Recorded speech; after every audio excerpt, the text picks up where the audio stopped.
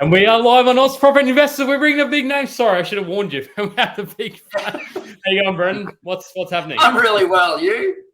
Yeah, I'm good. I got some sort of eye infection thing going, so I promise I'm not doing funny. You told me you got into a fight in a bar brawl, and that's what happened. I don't go out these days, Joe. I mean, I can't. Where would I possibly go into a bar to do that? But I said, look at the other. You should have seen the other guy. yeah, exactly. The other sort of bar chair. But yeah, Joe, how are you going? How's the location that you've gone to? Are you telling us or you're not telling us? No, I'm not telling you. I've gone up to Brisbane. The data in Brisbane is looking pretty interesting. There are some pockets around Brisbane and surrounds that have what I see as a bit of potential, but you just follow the data. You build a bit of a hypothesis. This is what everyone should be doing. And I don't know. Maybe I might ask you the question. This is Brendan. I like to find an area, build a hypothesis around that area. But before I start going headfirst and investing, hundreds of thousands, if not millions of dollars in that area, I want to go to that place. I'm not buying for $1 million in that area. Well, no, but I mean, I'm going to be buying multiple properties in these regions. Yeah. So I'm going to be spending millions of dollars. Like, you want to get your boots, we call it boots on the ground, right? You want to go there and see where are the areas of the hot spots, where are the areas of the not spots. I mean, what are your am I wasting my time? Is that 100% worthwhile? What are your thoughts on boots on the ground? Never buy sight unseen. Oh, there you go. Yeah. I think he's answered the question. Never buy sight unseen. Why? You introduce way too much risk into the equation. You don't know what the neighboring houses are like around the photos that you see on the ads, and you don't necessarily know what the real estate agent doesn't know what's important to you in the area, so doesn't know to raise the alarms of stuff on your behalf when you make inquiries with them. Never buy sight unseen. So as a consequence, yeah. Oh, as a consequence, yeah, you want to get on the ground. Love it. Yeah, and also don't trust the agent's video. I see it all the time. People are like, oh, the agent did a video. This is a problem. And this is a real estate agent recording that problem. And they're recording the entire everything else. You need an independent person to say, hey, Joe, here is a problem. This is all of the problem. Also, here's the good stuff. Because not trust. And it's not to say that we don't respect real estate, Joe. I think it's important that we kind of. It's just like, obviously, why should they point that out to you? Like, if you're not willing to get somebody who works for you, then I think you kind of need to caveat emptor. You need to do your own research. Do your own due diligence. Yeah, that's what you got to do. Anyway, that's not what this session is about. Now you started a topic which is really dear to my heart. So I'm happy to digress if you so wish. I'd be intrigued. You and I will have to get together after this and talk about how do you go about actually picking the hot spots versus the not spots. Because I have a system of my own which is probably entirely different to yours, and I think a comparison of notes might serve. Oh, well, let's unpack that. Let's do that live. I feel like if we're going to give some value tonight, we should be giving some value tonight. That would be interesting to unpack, because I think it's good to have a system and a process to follow left, right, and center on these things. But anyway, we've got to introduce who this man is. Oh, yeah, actually, people, good call. They don't know me. Who the hell is this guy? This is actually the postman. He knows a lot about. Yeah, no, I've delivered the milk. Oh, and the milk. No one trusts a milkman and a postman in one. Okay, what are we doing here, Jeff? We're going off the rails. So tonight we are going to be talking about, first off, because I think this is the sort of thing that not a lot of people talk about, property sort of goals, and everybody sort of says, oh, I have a goal and I have a goal, but they don't necessarily. So Brendan's been doing this for close to 20, or Brendan and his team or colleagues. I don't know. The team sort of sounds like they work for you. You kind of all work together. So Brendan and his colleagues have been doing this for sort of around 20 years now, or close to 20 years. And I think that's sort of, you learn a thing or two, and doing it for sort of helping out thousands of people. So I think you can sort of dispel a lot of the myths and not innuendo, but the sort of all that sort of stuff, and get sort of wheat from the wheat from the chaff. But then we're going to go into strategy as well. So strategy will talk to things like positive cash flow.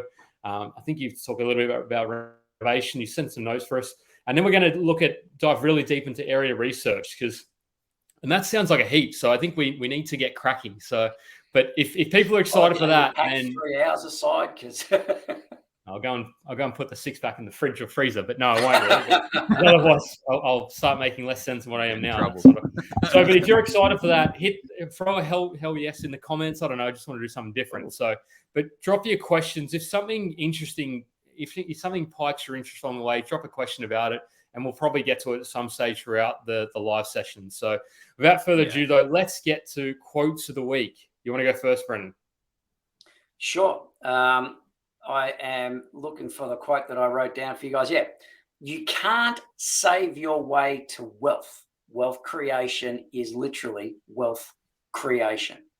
So if you're coming from the perspective of make sure that I don't spend much money, make sure that I just do it and keep my budgets really tight and I don't spend too much, and I just everything is a conservative. I need to save. You'll never achieve what you want to achieve.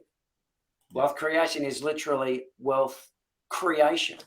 If you don't go out about doing things perhaps a little more boldly, introduce and understand risk, and manage yourself through those parameters of risk to a decision with confidence, then you're stuck with more of the same.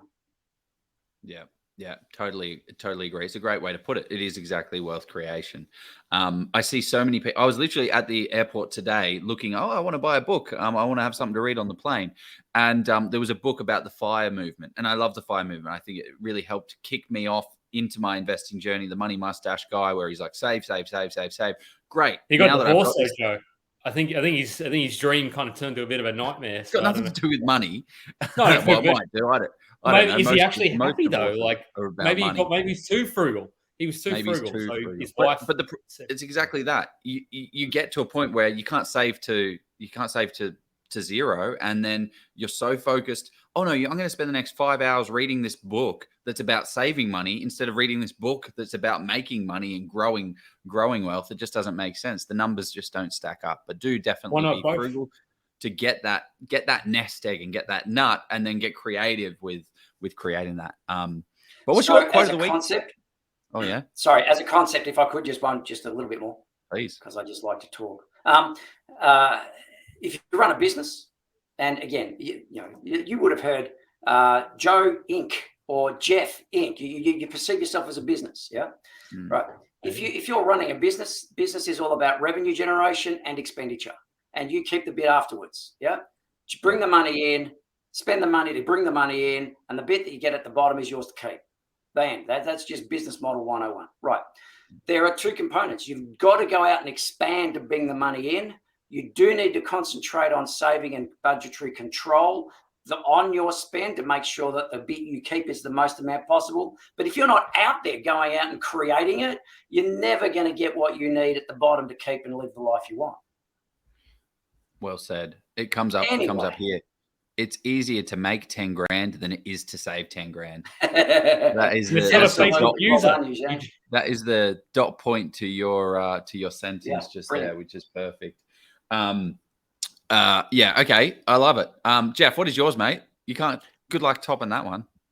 I've got a pretty good one. He's pretty old guy. Sun Tzu, he said, strategy without tactics is the slowest route to victory. Tactics without strategy is the noise before defeat. So it kind of talks to, if you just take action without sort of thinking about what you're doing, like I think you've already you may lose the battle. Like taking action is important, but I think as long as you sort of have that strategy as to where you're going to go, I think that's probably the more critical component. But then the problem is people can get caught in sort of thinking about and reading all those books and not actually. Oh, he's lost him. Oh, you lost me or him? Oh, okay. No, I thought it was me. I'm like, oh shit, I've gone. Joe, you're good. I'm the one with the dodgy internet. But yes, very well said, Jeff. Thank you, mate. I agree. No strategy. If you don't know where you're going, you'll always get there, which is nowhere.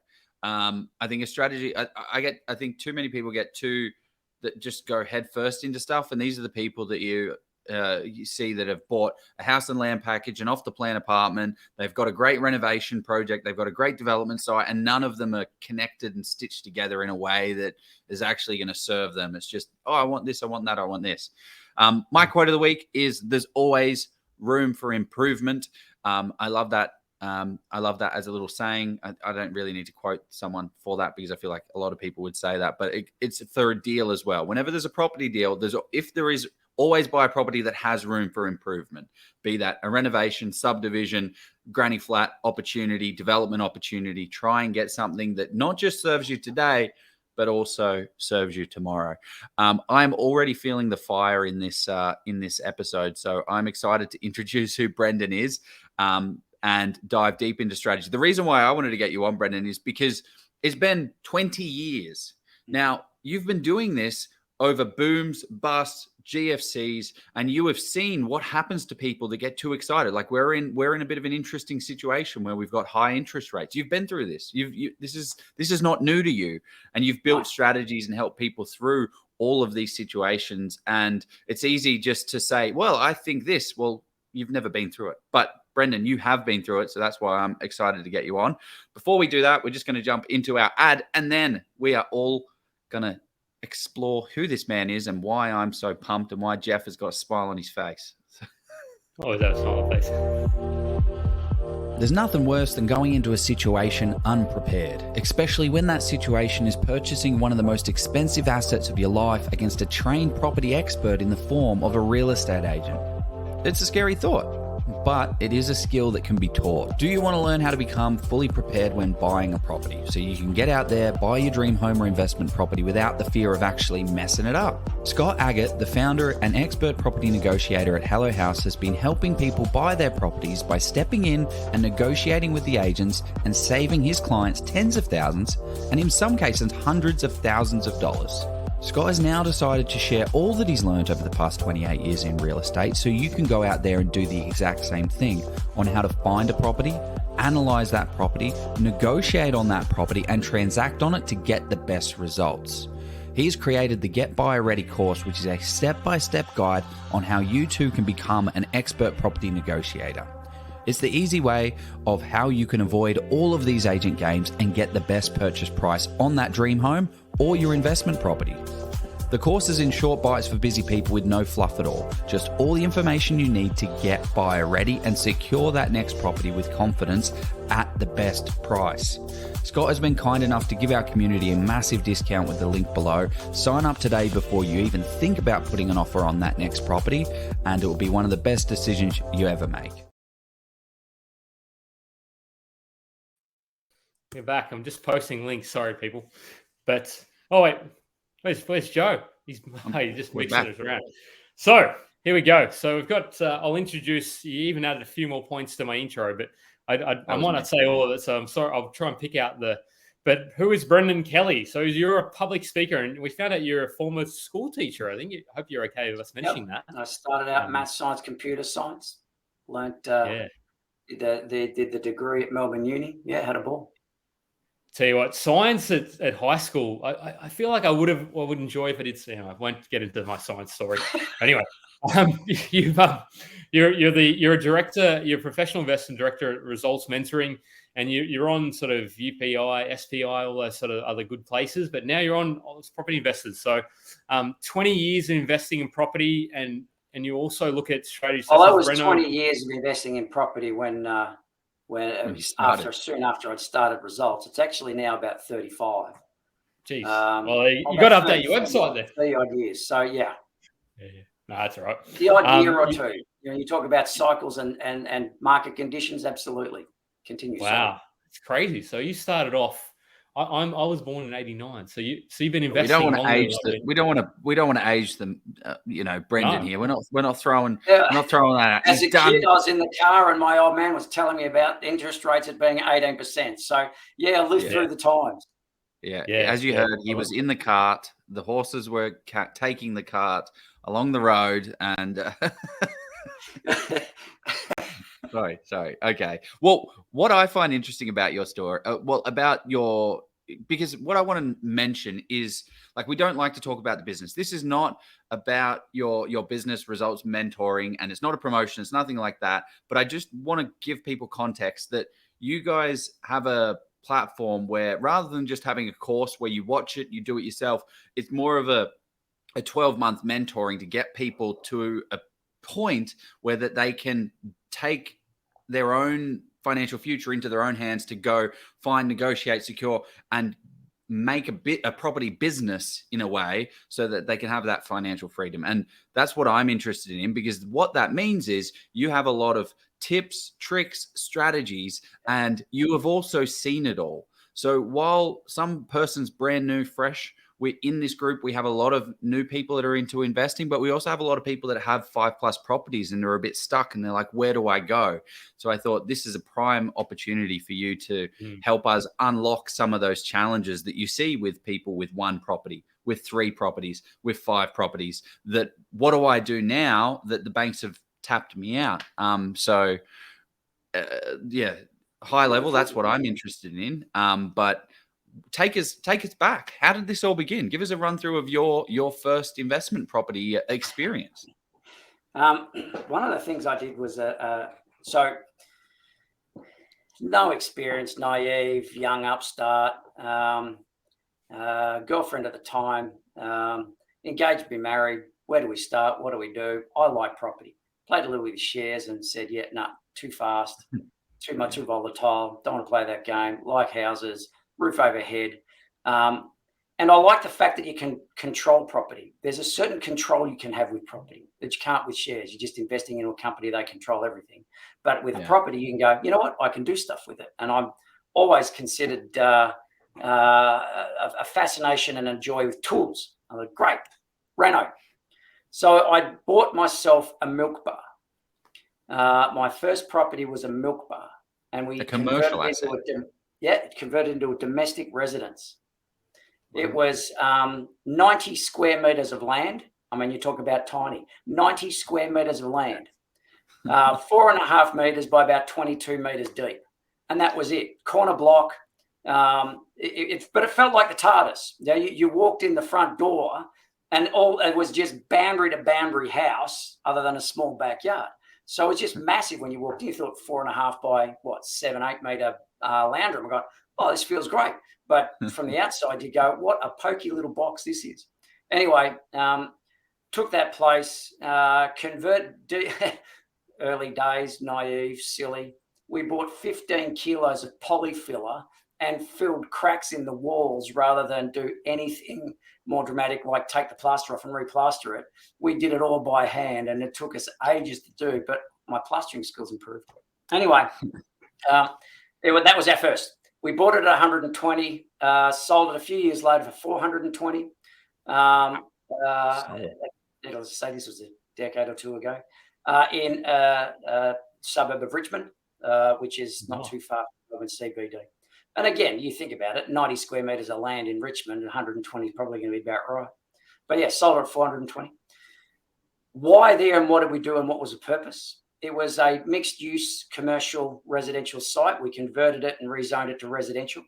We gave it an aesthetic period feature look, like a traditional milk bar, traditional shop with Victorian front. And the purchase was centered on Richmond because of the investigation I did in the area around. So around Richmond, there's about half a dozen suburbs. And I looked at and this was part of the early day analysis of data. I looked at the median price growth in all the suburbs around Richmond, and every one of them had gone up except Richmond. So there was a funnel effect happening. If everything around the outside of the suburb I'm interested in has gone up or is going up, by default, Richmond can only go one way. And it did, and it went up. And that was the model. And that gave us about, ignoring costs, that gave us 300,000 as a buying difference. And that allowed us to go again and buy our first home. So our second home, and then start getting into investing and started to play from there. What were your thoughts though? Because I want to unpack, because anybody who knows Richmond, like I've only been there 2 or 3 times myself, but it's still these days a little bit rough. I mean, not super rough, but if you're going to sort of past the tattoo parlor, and I've walked past a pub or two. I didn't go into, but it gets a feel like Dusty Martin pays for the Richmond Tigers. So that's when I think of Richmond, I think Dusty Martin. I'm just glad he's not coming to Sydney, because I don't know. I hope he doesn't watch us, because he's probably going to get me in trouble. But anyway, so what did you sort of think about the gentrification? We didn't mind the grunge. they're again. You study the map. You look at the area. You do your aerial review, and you find that there are pockets of houses amongst industrial pockets as well. And you just go and play in the industrial house. In the pockets of houses. They're quaint little things, eclectic. You talk about grunge today. Allow me to assure you, it was grunge back then. It was almost pre-transition. Much more. Cafe Society had not walked in yet.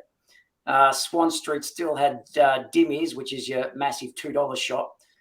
So it was a lot more basic than it is now, and it was worth the punt. By default, if everything around has gone up, Richmond's got to go, and it did. There's a good question that's come up here. Were you self-funded, or did you raise capital for the project that you worked? So the renovation project that you ran on that one. Yeah, sure. So it was on the premise that it was $120,000 purchase price.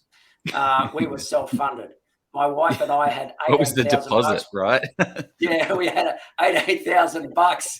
We did a 90% land and paid stamp duty, and we were able to scrap our way into it. And then we just got jackhammers and chisels, and we had to actually punch holes in the concrete floor, because the concrete floor in the shop had a mound on it where the counter used to be, as a stabilizing factor for the counter itself. It was chaos. It was wild. Well, maybe this is a good point, because you were talking about like areas and data. Maybe this is a good point to chat to your thoughts on hotspots and not spots for an area. How do you think about that? Because it sounds like this area may have been a bit of a not spot, but still worked as a deal. Like, how do you do it? What does it look like? So I to give me perspective, I need to know how you do it to a certain extent. You got a 25 words or less approach to that. What's Other that? than that, I can just go from the top of my head, but it's a big conversation. So, all right, let me have a play and see how we go. How do you think about hotspots versus not spots, Joe? Like, how do you think about them? Well, it's kind of okay. You got to recognize I've been mentoring for 20 years. Yeah. So I never answer a question in isolation without parameters. Yeah. Yeah. So, for example, if you say, "Oh, what's a good spot for me to go in?" I say, "Well, what do you want it for?" Yeah. What do you want it for? Is it a buy and hold, or is it an add value? If it's an add value sell, then that's a very different strategic approach, a very different thinking than if it's a buy and hold, never sell. Now, if it's a buy and hold, never sell, you therefore want a lot of growth. You might be interested in a reasonable yield out of it. Or if you've got a good income and you need to ask that question, then a negative gear is okay. Then you go for a lower rental income in favor of longer term growth broadly. And you then make decisions about hotspot from infrastructure spend, money being spent by council in the area, convenience factors to the city and transport, convenience factors to schools, the reputations of the schools, the quality of the coffee in the local shops, the quality of the shops in the street. You're making decisions on that. If you said, "I want a reno project," when you're in and out in 6 months, you want the crappiest, most horrible place that's still standing, that's not bug ridden. And then you go in and you add value to it to make it look something remotely close to a nice version of its neighbors. Yeah. So the parameters of hot versus not incredibly different. Yeah. And it's very individual specific. Such a great point. Some of the things that I like to look at as well is exactly that. Who is buying it? What are they buying it for? And what is the reason? Like, if you're going to be doing a development site that's going to be cutting up land, 1 into 3, a site, that's going to be first home buyers, because the land's going to get those too small. Where are the first time buying it? Yeah, because you got to think of the end user. What are they going to look like? And do they want to live in this old pocket of the middle of nowhere, or do they want to live near the action of the little suburb city centre? Because yes, you may be able to subdivide and split off the land 3 times in this area, but maybe it's not the best place for it.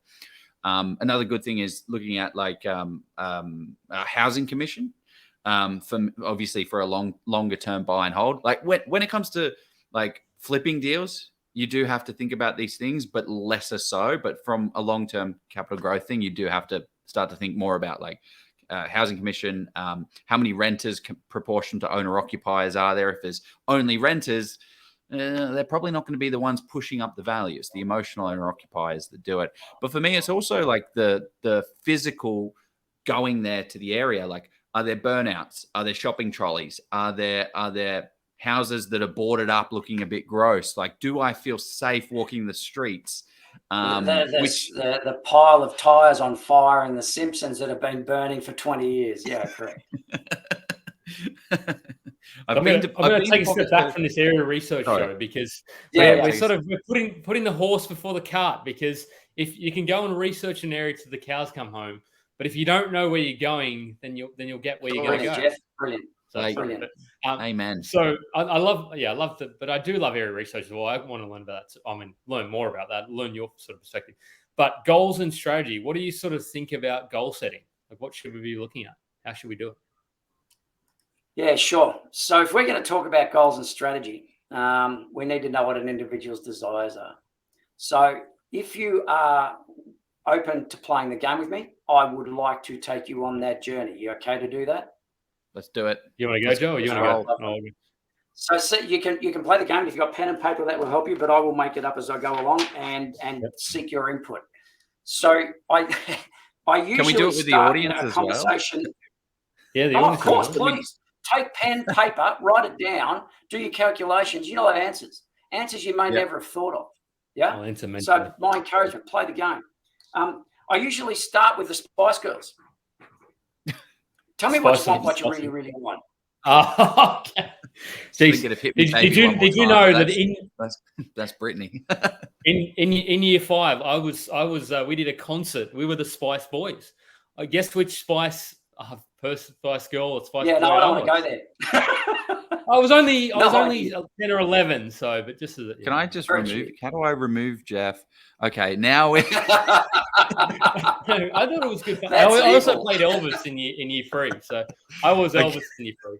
So from zero to hero. Okay, so let's do it. Let's play along. How do we do this thing? Yeah, What are we looking at? What you really, really want. So arbitrarily create it. You don't have to use any of your own personal data if you don't want to, but for those listening to this, I encourage you to do so.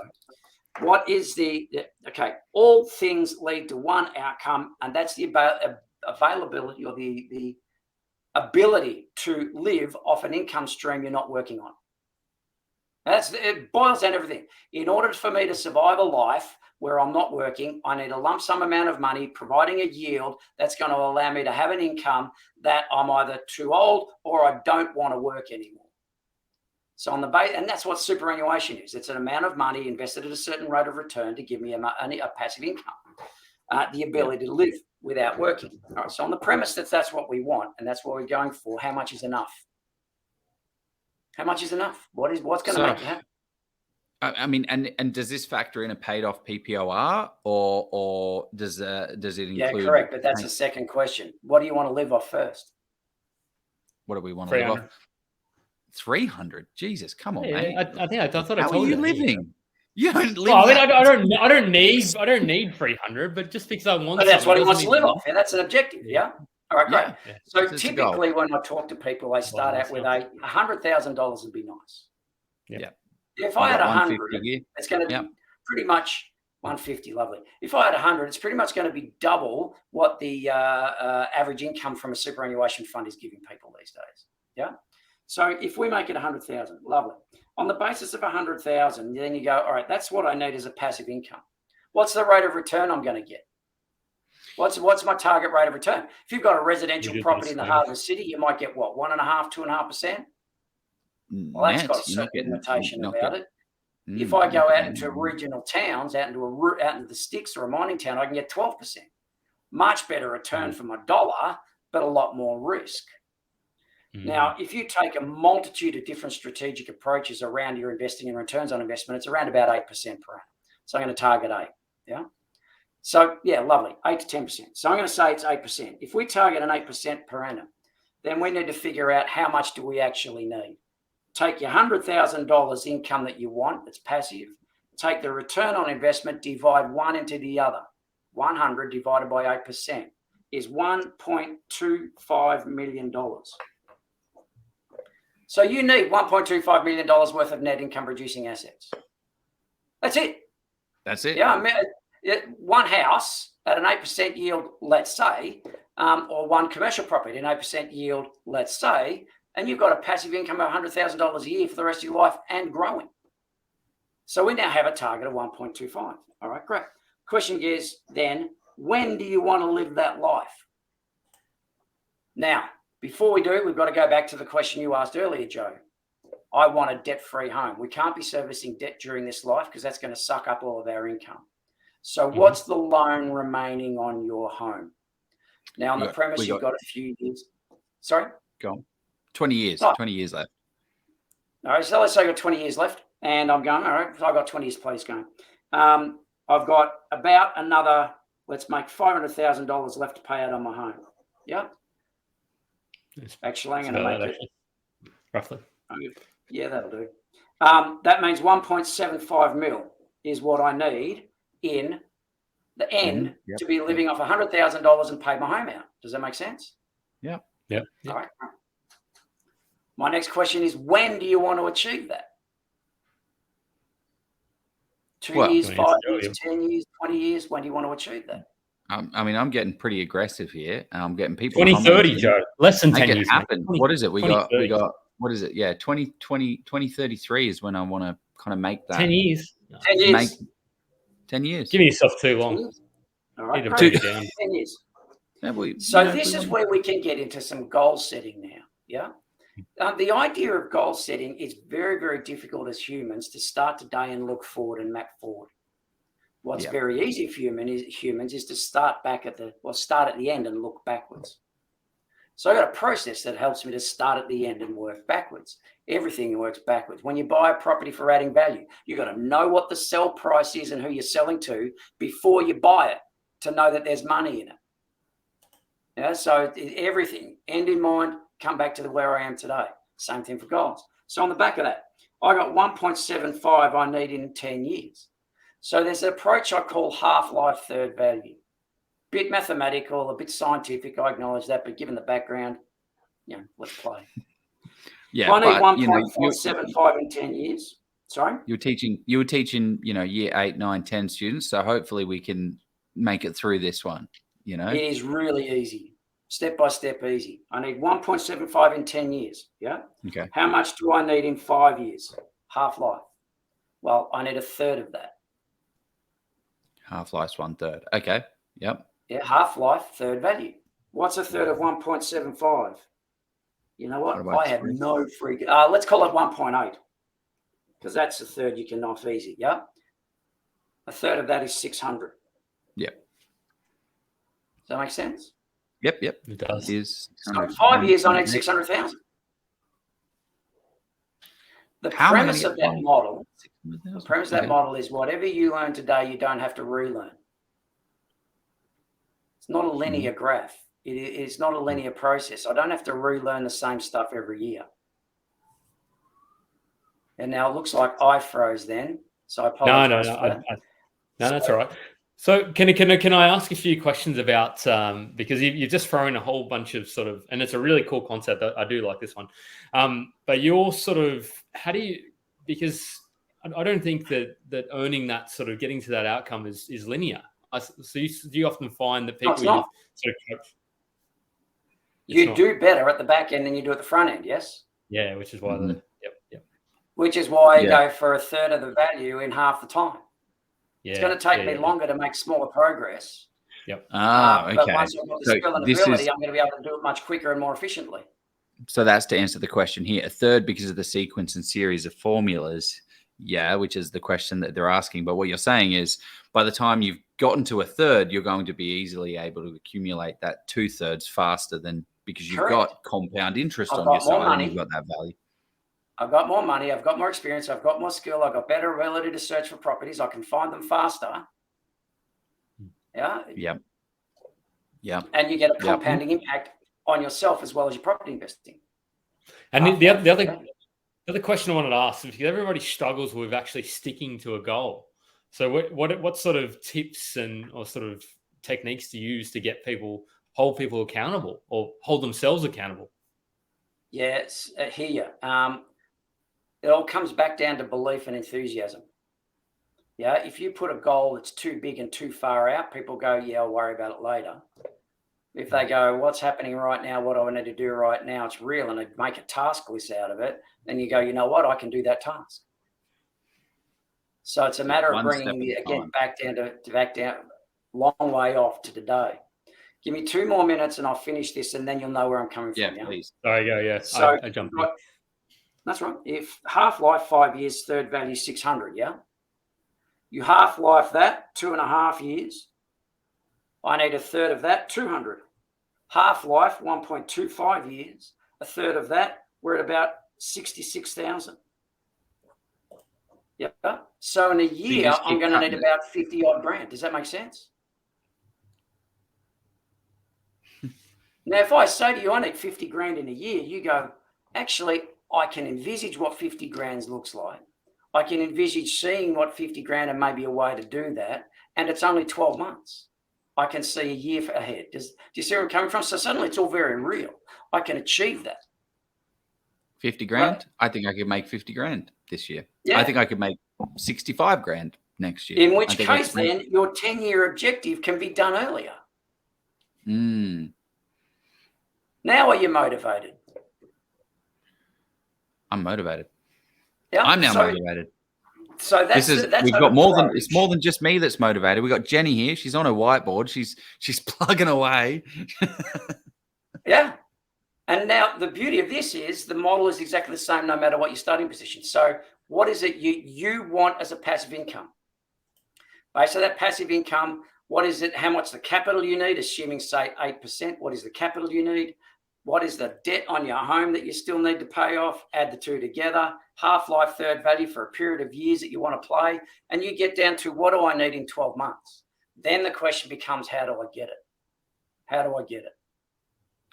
How do I make 60? And now we start to talk about strategy.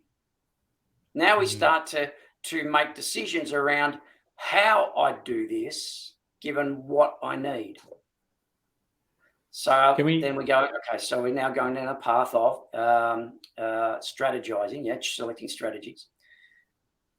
The ability to proceed is premised on the things that you have to play with. What do we have to play with? What's your cash position? What's your borrowing capacity? Yeah, because we've only got so many, like this is where I see a lot of people, exactly like your question is, what should I buy? What should I buy? Where should I buy? Well, it's like, what are your assets and resources that you have on hand? Correct. And what is your borrowing ability? And how are you going to balance those to actually say, what does this next property need to be to allow me to get into this next property? Which is then going to allow me to get into that next property, because just because you've got $1 million worth of borrowing capacity, you're amazing with borrowing capacity, you don't just buy $1 million property. You've got to really go on. I mean, you must have seen this back in the day where you could buy a house and you could just buy another one, and you could just buy another one, you could just buy another one. Now, borrowing capacity has shifted quite a lot. There's not really a question in there. I'm sorry, I'm just saying things Actually, you would need to be clever to buy another one, then buy another one, then buy another one, because you've got problems with deposits and stamp duty costs. Yeah, they always suck you dry. If you don't have almost a limitless pool of cash, then you can't keep doing that in a short time frame, which gave birth to the idea of buy one, let it grow, redraw, buy another one, let it grow, redraw, buy another one, let it grow, redraw. Start slowly. After about 5 years, all three are going up. Buy down, redraw more frequently, go again. But even that has its limitations because of the requirement for you to service more and more debt. So there's anyway. I was about to say, I've got a friend who just popped in to say hi. That's all right. I'm really not a fan it's of all it. good. Anyway, ignoring that. So there are components in order for you to pick the right strategy for you that you need to consider. What is my cash position? What is my borrowing capacity? What are my skills? Yeah. What am I good at? What do I enjoy doing? Yeah. What do I hate to do? Painting. Because we need a strategy that involves you not doing the things you hate. Yeah, because if you hate it, you just stop. Pointless. Yep. And but also, what's my goals? Will it what? Sorry. Serve my goals. Will it get me my 50 grand or my 50 grand in 12 months? If it doesn't, don't do it. Pick another strategy. And it's like I see this a lot actually with renovations where people, I think I was mentioning this the other week. My neighbor is doing a renovation project, and he's a Can we get tradie. your neighbour on a live, Joe? I don't know. I mean, he's not going to want it. He's just upset. He's bought this house and he's doing a renovation on it.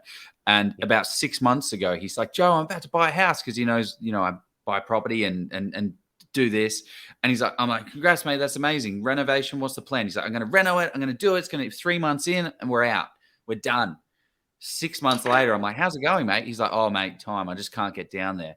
He's spending all of his time, energy, and resources himself making it happen, but he's not thinking about the expenses that he's incurring because he's going every single weekend. So he's working, Monday to Friday in his day job, and then 2 days a week he's working on his little project. But it's just every single day is costing, like the way I like to think about it, every single day that you are not on site getting stuff done, it's $100 to $150, $200 in interest repayments, costing you a boatload of money. But how do you think about getting that 60 grand? Like what are some of the ways that we can think about actually pushing this forward and making it happen? Well, again, there are multiple approaches. Yeah. So if you want a passive income approach, meaning I still want my $100,000 a year. I still want to pay my let's say 10-year objective. Frankly, you're not going to buy enough properties and hold enough properties to create that in that time frame. It's not going to work. The only way you can do that is an add value approach. The only way you can do that is buy, add value, and sell. So now you're getting into the strategies, yeah? So, I mean, let me give you some broad numbers.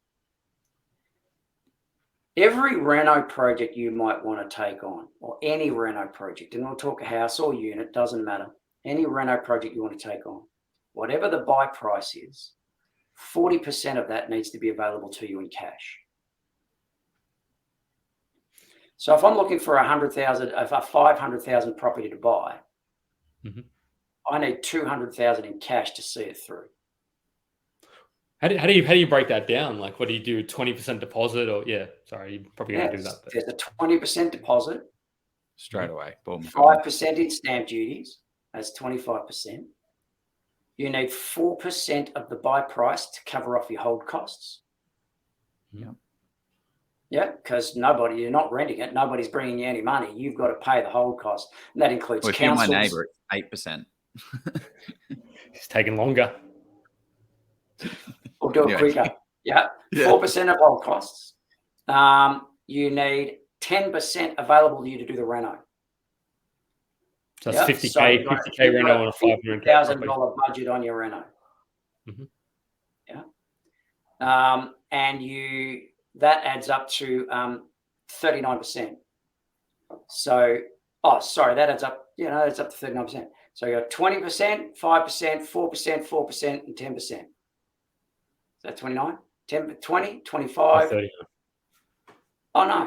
Yeah. No. 20, 39? 25. Yeah, 39. We'll cut this bit out. We're live. Close 39. enough. Yeah, 39. Rounded to 40, which is how you got an extra cash, yeah? Yeah. So all up, you need 40% of the buy price available in cash to see through. Now, the beauty about that is you can turn around and go, oh, how much cash have I got? I got 60 grand. Cool. Well, that means you can afford $150,000 house. Maybe reno's not the answer for me then. Yeah. Do you see what I'm saying? Knowing your cash and your borrowing capacity allows you then to target the right buy price. Yeah. And that's that's a really interesting, that's a point that a lot of people don't consider, because they just they go down the sort of path of, I want the 100K, what it is, but they just sort of buy properties and think that, okay, I'm just buying these properties going to get me. But then if they sort of are able to say, I want that 100K in 10 years, then you got to sort of say, okay, but if they've only got that 60K, then the first one can be a buy and hold, but then number 2, or number 3, or number 4 of it is, can be a reno project, and then you can reno sell project, and you can accelerate to buy the property at a lower LVR potentially. Well, there's a dilemma on that as approach as well. If you've got 60 grand and you're looking the first one to be a buy and hold, let's say, what can you afford to buy and hold with a 60 grand deposit or 60 grand amount? You can't really buy that expensive a property. Yep. And if unless you're you increasing the LVR to, yeah. Well, great. Let's even go at 95%. Yeah, let's just say 95%. LMI, yeah. And stamp duties, which you're still going to have to pay anyway. Maybe 300K, yeah, maybe 300, maybe 350. Correct. So you're at a 300K price, yeah? So 300K price, you're looking for $100,000 per annum in 10 years' time off a $300,000 long-term buy and hold. You're just not going to get it. You're not going to make it in that time frame. Yep. And if you've tied up all of your money, it's taking you 30 years to get 60 grand, you're going to go, I don't have a snowflakes of raising another 60 grand in 12 months in order to go again. Yeah. And you must see this a lot, actually, where people just get desperate and buy hope, and they buy a deal that, like, oh, well, it is 300,000. I mean, we've gone through the biggest boom. Like, I'm hearing this all the time. People are coming to me saying, Joe, I want to buy a $350,000, $300,000 house. And I'm like, to be honest, if we've just gone through the largest boom in history and it's grown 20% last year, 20% the year before, and your house is still worth $300,000, I'm sorry to say, it's probably not a great capital growth asset that's going to keep going. So you do have to start to get a little bit more creative and start to try and push things. I feel like there are strategies though. Like one of the strategies that I implemented on my first deal, I was in this exact situation. I had a property that I wanted. I had $60,000 of cash, and I'm like, great, I can get a little rubbish buy and hold. But what I did do instead was, well, I want to do this add value. I read some courses, read some books. And I'm like, I want to add value, buy, renovate, and then hold. So I used something called a guarantor loan, where I went to the bank of mum and dad. I didn't ask for any money. I'm like, I don't want any money, but I just need you to go guarantor on this loan. And then the bank will lend the money against that. And then I had $60,000 of cash. Now, some of that went to the stamp duties, but then also I had, whatever it was, $40,000 that I could then renovate. It then lifted the value up and then released the guarantor loan. And then I had enough equity built up that I could refinance to pull my deposit out, which meant I kept the house as a hold and then had the cash there as that. So I don't want to, tell people that there aren't ways around it, but there's not many ways around it, unfortunately. And it all comes back down to time. It all comes back down to time and the amount of growth available to you, which then leads into what's happening in the property market. Where's the market going? And then a broader understanding, or a requirement for a broader understanding about media house price, media movements, not only nationally, but within cities and locally. So this is a bit of a divergence of the script that we had set up of talk about strategy. But what are your thoughts on where this is going, right? Like the property market has, as I said, 20%, like it's gone ridiculous. The past 24 months is not going to be what the next 24 months are looking like. Like from your experience for the past 20 years of what you've seen booms and busts, how do you feel, where do you feel we are? What do you think is kind of coming up, and what should we be thinking It's a tough about? question, Joe. I mean, it's a tough question, but as a man that's in property, I'm sure he's thought about it. I actually run a company called Property Predictions as well, which is all about data analysis. So yeah, I've got some scope on it. If you thought about it, at least thought about it, yeah, just maybe perhaps. They're at a macro level.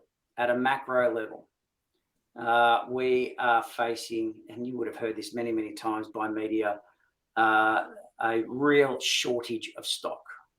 And the consequence of the shortage of stock is pressure on house price. So economics 101, supply and demand. Yeah. If you've got an amount of stock and amount of properties up for sale, amount of stock and amount of buyers, and they equal each other, you'll see no discernible price movement. Suburb level, city level, nationally. Yep. Great. Yep. I agree. If you have a reduction in the amount of stock yeah, and an increase in the amount of sales, then you get a significant pressure on price. The demand, it's like playing. Do you remember musical chairs? Yeah. Well, The game musical chairs. Yeah, musical. We played 10 chairs. If there were 9 kids and 10 chairs, was there ever a problem? No. Oh, there's a little bit because one. Oh, hardly 9 a game. kids and chairs. Sorry, Hardly the a other way game. around. Nine kids and 10 chairs. There's more Everyone's got a chairs. seat More for than the enough game. chairs. Yeah. If there are 10, and then what you get is price decline. You have an oversupply relative to market demand, you get price decline. If you've got 10 chairs and 10 kids and the music stops, is there any pressure for the kids? No. No. Just go and sit down. No, you might find a few run for the lounge chair, but all good. No problems. No But problems. if you've got 9 chairs and 10 kids, suddenly you've got a panic to want to put your butt on a seat. Right. We're in an environment when there was a shortage of 13 kids and 3 chairs. You had a frenzy. And you had price growth as a consequence, yeah? There is now you've started a topic of passion. There is a SQM research. SQM research has a graph. If you just do national review of available stock. Louis Christopher, yeah, we've got to get him on. We have to get him on the show at some stage, maybe. If you do that, you'll see that there is a significant drop in the volume of listings, and it's all the 180-day plus range listings. So everything was sucked dry. All the backlog of stock was sucked dry, and it was sucked dry during the pandemic. And there hasn't been enough time for it to revert yet. So we have a shortage of stock on the market, and that shortage is remaining. It's not fixing itself. And what you've got, okay, so back to our supply and demand, yeah? You've got a scenario where you've had a significant drop in stock. But even with the pandemic and even with where we're at, what we're getting is a significant drop in the number of sales. Now, if you've got a drop in the number of sales and the drop in the number of stock, you think there's not a lot of price pressure. No, the drop in the stock has gone so low that even when the drop in the sales has fallen, it hasn't fallen at the same rate or the same volume, and you've still got pressure on price, and prices are climbing. Right. There was a news broadcast on the ABC about, a week ago, and it's probably one of the most telling graphs around forecasting median price movement that I have ever seen put up on a TV news broadcast before. Okay. And it demonstrated that over the next 5 years, irrespective of the volume of houses that we are planning to build relative to available supply of materials and available labour right across the country, we're 175,000 houses short. Is that Matusik? Yes. Yeah. And on the back of that, is that factoring all the people, the immigration that they're sort of, have they projected that, or is that sort of, I imagine? Well, it's also because of the immigration. While the immigration might bring in some labour, the volume of immigration is still going to require demand in housing, and it doesn't exist. Yeah. So consequently, the next 5 years, irrespective of the conditions, the simple equation of supply and demand will force price up. My read is market prices will peak at around about mid-late 27. Oh, interesting. Because are you a sort of component? I mean, not a component, but have you followed the 18-year property cycle much, or not really? Interesting that you say that. Correct. Yes, I am familiar with it. Yeah. I don't build a world around it, and I am skeptic of all patterns of behaviour that exist. And now I've done analysis based on that of housing prices, and it doesn't hold true. I've done analysis of that based on broader economic circumstances, and it's on shaky ground. That said, though, I do appreciate the correlation. Correlation doesn't equal causation, I suppose. That's the other. Correct. Yeah, correct. But let's throw. Can I throw a bit of a spanner in the works? And let's just say that people get to a stage where I know that there's like sort of 35-40% of people who don't have a lot of debt on property, so that probably throws my hypothesis out that I'm just plucking numbers here. People may have the numbers, but let's just say that people start to feel more stress, and whether it's actual or in the sort of the mortgage. Yeah, what happens then? As a concept, yeah. A third of the people are renting, a third of the people have mortgages, and a third of the people have their houses paid out. So there's a third of the population that will be feeling the pain from the interest rates. Yeah. If that was your point. Sorry, I interjected. Yeah, no, that's all right. I'm trying to sort of, because otherwise we just get into like a bit of an echo chamber of, oh, well, property's so great, yada. I'm just trying to think of I mean, the government's promised, what was it, 1.2 million over 5 years. I think it was originally $1 million houses over 5 years. Which represents 230,000 a year, and our maximum ability to date has been 200 a year. So the materials and the labour required to produce 230 is beyond the capacity of the country at this point. Well, we can get more. We can just pay more for it. We can go to China and, finally, it's about time. They buy all our stuff. It's fair that we start buying some of their stuff. I'd buy what? Material or labour? Material. We're probably labour-wise. Where this is the big. I mean, this is the thing I'm very scared of, is when the market sentiment shifts as well. Because sentiment is a large driver of demand, and right now it's in a bit of a shaky point. We've had 13 interest rates rising quite a lot. We've now had 3 pauses. What happens when the demand starts increasing on this as well? Like, I don't know what happens. I mean, mathematically, more demand with no supply increasing. More price rise, correct. Is done. Like I don't want to think like it's price growth. I want prices to go up. Don't get me wrong. The only way they're fueling that though is increasing the ability to borrow though, because you'd have to then sort of throw in 40-year mortgages because unless you loosen the credit policy, that's probably the only unless people are buying with sort of cashing up, and then you're sort of saying some people are left behind somewhat. Maybe. So we've got again. I agree with you. I'm anticipating at some point there'll be multi-generational loans. So you might find banks work into you put the kids on it too, and we have the ability for kids to pay off debt over a long period of time. You have to get more liquidity into the market, more capital into the market by to pay the price. Correct. That's how the banks have got to make their money. And if they've got too much restriction on borrowing, then that limits their ability to make profit. How can we tweak the modelling so that we get more? We trended away from our 25-year into 30-year loans. Won't be long before you get into longer versions of loans. You didn't have, and now you do. You now have reverse mortgages as a way to be able to get capital out of your house and not have to pay it back until you're dead, or words to that effect. So, but again, we're talking about philosophical shifts, which may or may not play out, and I can't say I've investigated all of those as a full. No, that's fair enough. And I'm not in a position to be able to go, this is a truth. I'm in a position to be able to go, there are some things that might be played out, and there are some speculative decisions that people can make around what might be possible here, but it's actually not something we can and should count on. What we need to count on and what we need to review is that which is real. And what is real, we have a shortage of housing. We have an increasing population. We are not going to be able to meet that. Any rent capping, any other policies around attempt to control or support that may in fact be counterproductive.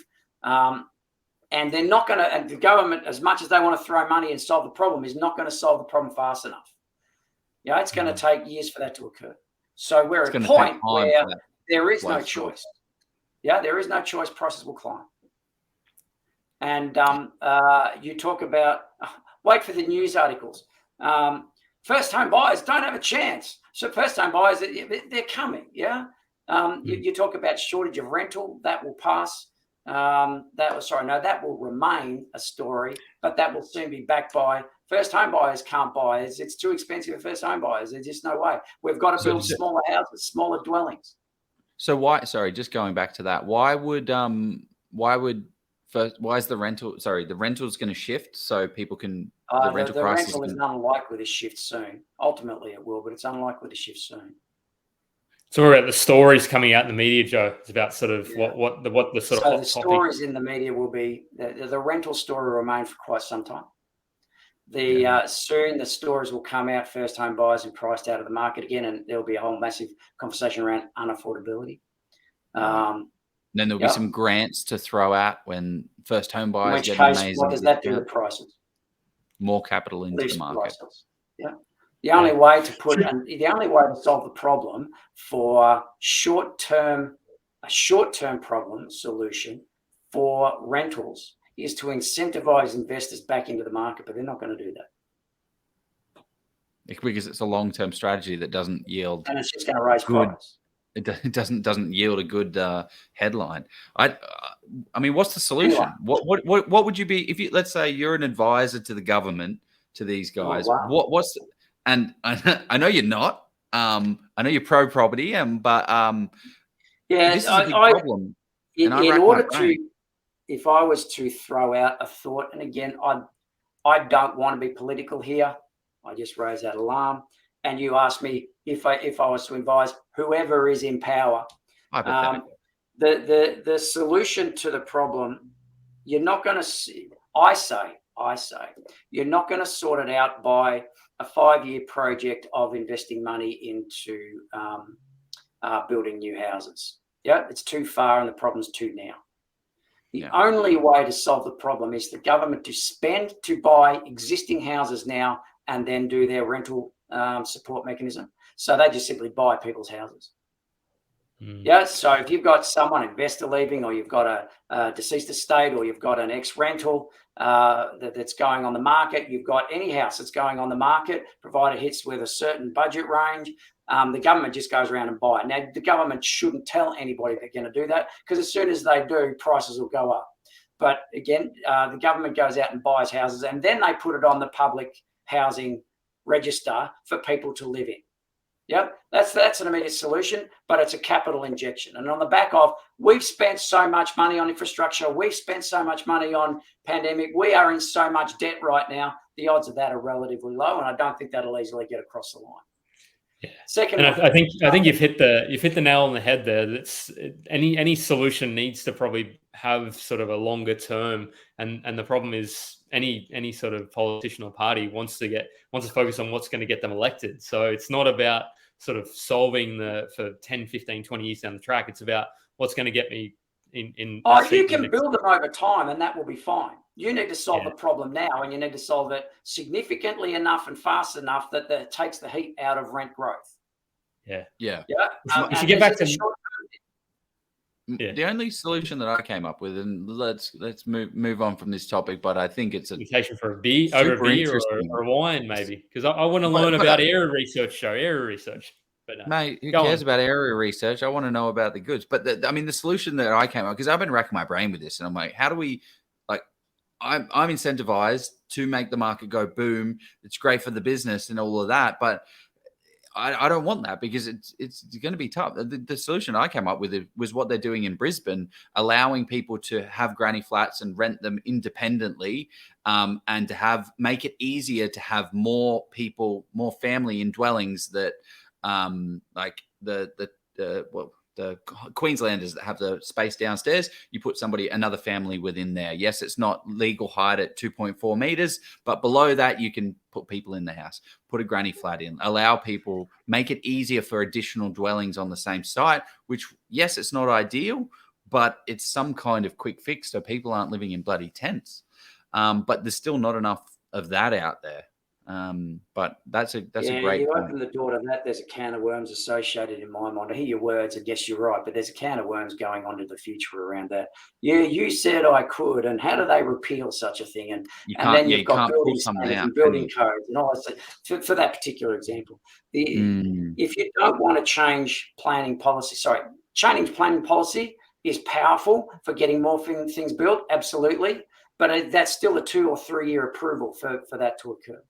Granny flats, yes, putting them out the back, brilliant, from a way of sharing and building something on the back. But if you're going to later change the policy back into, now it needs to be a family-only thing, people aren't necessarily going to want to do it, and it's still going to require a $200,000 spend, and people have to come up with the money, people have to then get planning approval for it, and they're going to have to build it, and it's not solving the problem today either necessarily, although that would be faster than building your thousands of houses for social housing. The only other way to immediately solve the problem is literally to incentivize investors back into it by offering them more tax incentives to say, we will benefit you for a period of 2 years. And this is all we need to cover. 2 years. You get in, you provide a house, there's a financial win, provided someone else lives in it. We'll mitigate some of the negative geared expenses for it because there's still negative geared expenses. But if you get in and you do this for 2 years, you know what? There's a prize in it for you. There's a prize in it for the tenants, and there's a prize in it for the government because I get to solve a problem and get re-elected. So the carrot there is stick. We give people the carrot. Yeah, is what that's you're a saying, governmental. That's a governmental suicide. No government is going. You invited me to go. What would I recommend? And they're the two solutions that I can see. Okay, that was solid. That was very good. Okay, look, we're here. I love that. That was fantastic, Brendan. Thank you very much. I didn't think we'd go down that rabbit hole, but I'm glad we did. Let's have a bit of a refresh. Jeff, what are we talking about next? What is the next topic we're going to be covering off? What were we supposed to talk about today again? I'm sure we've talked about most of. So we have talked about goals and then strategy. We touched on strategy. I think otherwise we could probably spend another half an hour on strategy. But I think what do people want to see? Area research. So how to understand what to look for, or what the things that Brendan sort of looks for in his property investing, and then Joe can sort of satisfy his own sort of little things he wants to learn about. Scratch my itch.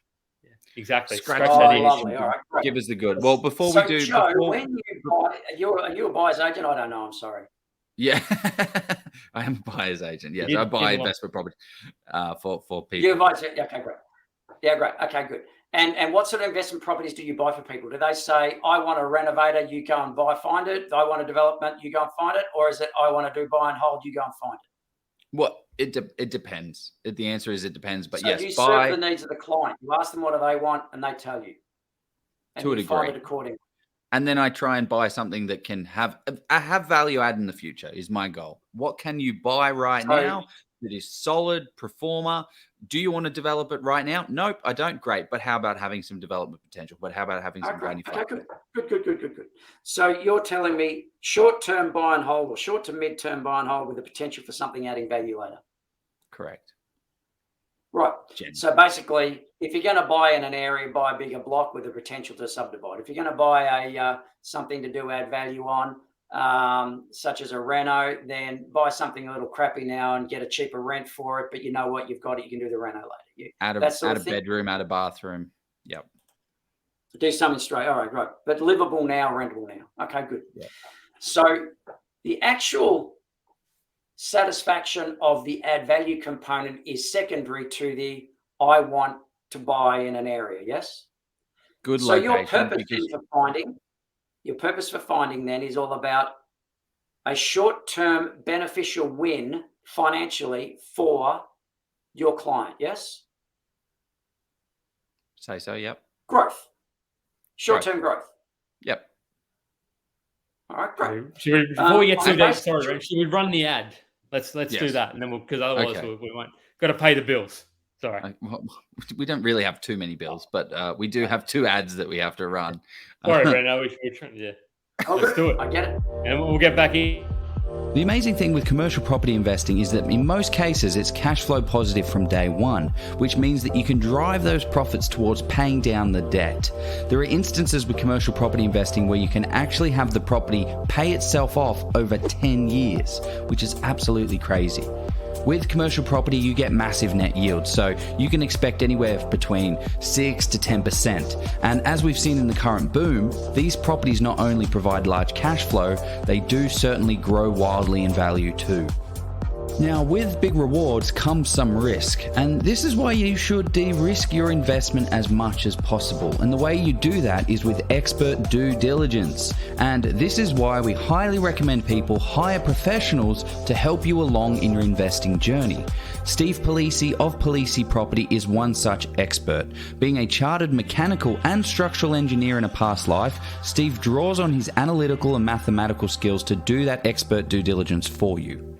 With 6 years experience in the space, Steve has over 1,200 property transactions under his belt. He's the guy you want in your corner, crunching the numbers and finding the best properties in the best locations, along with ensuring that you avoid the mistakes. Steve has actually even written the book on commercial property investing in Australia, and not only is it a bestseller, I believe it to be the most comprehensive in commercial property investing on the market today. He's been generous enough to give us a massive discount for our audience of 50%. So use the code OZPROP, click the link below, get a copy today, and start learning and getting on your commercial property investing journey. Sorry, Dan. So I just thought if we didn't do it then, we probably weren't going to do it. So thanks for that. But let's get back on the same track. So we're buying an investment property and we're focusing on growth and all that sort of stuff, because I was enjoying that, but I was just like, yeah. So go on, carry on. Yeah, cool. You're good with questions, Brendan. Yeah, thank you very much. Might have asked them once or twice. So you're after something with an immediate hit. Or immediate win. Yeah. Immediate win. Undervalue. Immediate win. Right. Something that where people aren't seeing the value for whatever reason, and then I can buy it for a steal from the agent. Right. So are you using negotiation as your primary tool for the capital growth, or are you using location and natural market-driven growth as the lift? Ideally, both. So, like, we're buying in markets that have that uptick, and then, and then. Are you going for positive cash flow or negatively geared predominantly? No such thing as positive cash flow in this market anymore, unfortunately. Not no such thing, but I beg to differ, but I'm not going to go down that path right now. All right, great. So on the premise, we're looking at negative geared and we're looking at growth. All right, I get it. The essence of what you're after comes down to a relationship of supply, demand, and price. Yes. Yep. So what you want to do, there's a historically, what is it? Jeremy Shepherd, John Lindemann, a number of others came up with the relationship. Basically, there's a ratio between listings and supply, listings and sales. Sorry, yeah. Your job pretty much is to monitor listings and sales. Now, if you're looking at, hang on, I'm looking at Australia, or I'm looking at a state, or I'm looking at a city, and I don't know where to go, and I tell you to go and look at listings and sales in every suburb, you're going to go, yeah, get stuff. That's not going to happen because that's just too much work. So what we need to do is to give you a clue and give everybody who's watching this a clue as to how to find great long-term, mid-term, and short-term growth properties. Yeah? Sounds pretty good to me. Let's do that. What we want. Trifecta, we call that. So, there is an approach that I must say, still developing and confirming, but looking good at this stage. So you're getting an early date. Oh, he's throwing some stuff in the lab. This is it's not out of the lab just yet, but we are experimenting, everyone. But how long have you been working on it for? Probably a couple of years now. Look, let's let him tell us what the thing is before he changes his mind. Let's. Actually, no, I can't do that. Jeff. What are we talking here? What are you saying? Yeah, no, it's just a sequence of investigative points. That's all. And what is that sequence of points? Yeah, the information's already available, and it requires knowledge and background and understanding in order to be able to take full value of it. And I haven't yet converted into a system whereby people can push a number in and get an answer spat out. You know, it's not at that stage. But the broad model is quite simple. You look at national housing policy. You look at the RBA. So you take all the major influences nationally. APRA, housing policy, economic circumstances, and current housing market on a national supply-demand relationship. And you look at that at a macro level. When we say housing policy, are you talking about how many houses they're going to build, or are we talking about like, are they going to have rent caps? Like, what does housing policy mean? No, I'm not. I'm talking about what's the current housing, APRA's current housing policy is you've got to have a 3% buffer on lending, which is going to be a limitation on what people can do. Okay, yeah, I see what you mean. We've got economic circumstances such that there's a fear of global recession pending.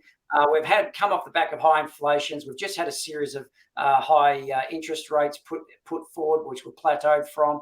And it's, Joe, it's what you said earlier around sentiment. Yeah. So you're taking the national perspective of it, and you're keeping that in the background. Then you go into the states, and then you start to look at, all right, great, what is this money being spent on housing? So you're looking at a housing policy.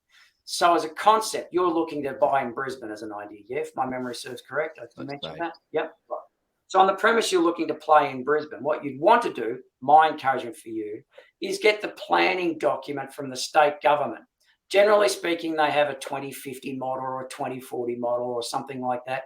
And what that planning document highlights is where they're going to push population. It also highlights where they're going to push infrastructure money. People follow money. So wherever the money gets spent is where the population will be going. Wherever people get pushed, the population will be going. What do you think that does to demand? Lifts it. High demand, therefore we need to build. So you're going to get pressure on price for the buy-in area. You're going to get pressure on price for the sell. You're going to see a lift, and you're going to see an improvement in the lifestyle. There are two ways to add value to a property. Improve the convenience or lifestyle of the property, or put more heads on the same square meters. Those two things are the most fundamental way that you lift value. Yeah, a development is doing both. I take a crappy house, bowl it over, build multiple houses. I've got more heads on the same square meters, and I'm putting a beautiful house in place that people will pay a fortune for. Therefore, I can expect to make money. And you do, yeah? Obviously, costs, etc. You're going to have to know those. But park that, yeah? All right. So wherever the state government's planning document says to go, that's going to be the belt that you might want to be considering. And there will be hubs. The planning department nationally or city-wise deals in hubs. There will be a freeway that will end somewhere. There will be a hub there. There will be a spot in the middle where a train station goes and it intersects with a major freeway. There's going to be a hub of activity there. Why? Transport routes are convenient. The ability to get to and from the city is convenient. The ability to get to and from work. So you look at the planning document. Great. I've cross-referenced now national circumstances and what's going on with the planning scheme of the state that I'm interested in. Ooh. Then I look at projects. When are they due for completion? So on the announcement, so let me give you an insight into how money in housing plays on infrastructure projects. There's an announcement, there is a planning, there is an execution, and then there's completion. Money, house prices go up on announcement, plateau a little bit and spring back during the planning phase. Then the construction begins, they go down a little, and then construction's complete, and only then do they start to rise. And they start to rise and they stay risen. Why? People drive along the new freeway and they go, gee, that was quicker than I thought it would be to get here. Do you know, I think I can afford to be here. I think it's going to be okay for me to get to and from work if I live here. You know what? I think I might go and buy. And you get people come in and enjoy the convenience of being in that location.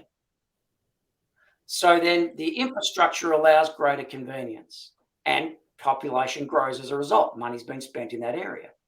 So only go to those areas where infrastructure projects are completing in the year that you're interested in. Mm-hmm. Yeah. Yep. Within a convenience factor of that infrastructure as a suggestion. A great question that's come up here. Are you saying buy greenfields? But this is a really good point, because there are suburbs in Logan, there are suburbs within Ipswich, like I'm in Brisbane, so I'm just thinking about these kind of Ripley, locations. maybe. Where Not Ripley, a rubbish Ripley, suburb, but Ripley. Yeah, we don't. Yeah, don't. No, I can't say that. Don't not buy. Do whatever you want to do. But there's a lot of land supply here, and there's a lot of infrastructure coming to Logan. There's a lot of money going into these new greenfield estates. Does that mean where these things are ending up? Should we go ahead and just buy in a place? But the challenge that you've got when you do that is there's no demand and supply pressure for the short term. Yes, in 10 years' time, when the new freeway is built and this place is all done, it's all built, yeah, you're going to have some pressure. But right now... let's talk about greenfield estates. Yeah, Cranbourne was one of the most classic examples. But again, you can generalise that to other greenfield estates. In a greenfield estate, it is not the market that determines the price on construction. It is the developer and the desire for profit. Mm-hmm. Yep. They control the release of land, don't they? Control it all. Sorry? They can.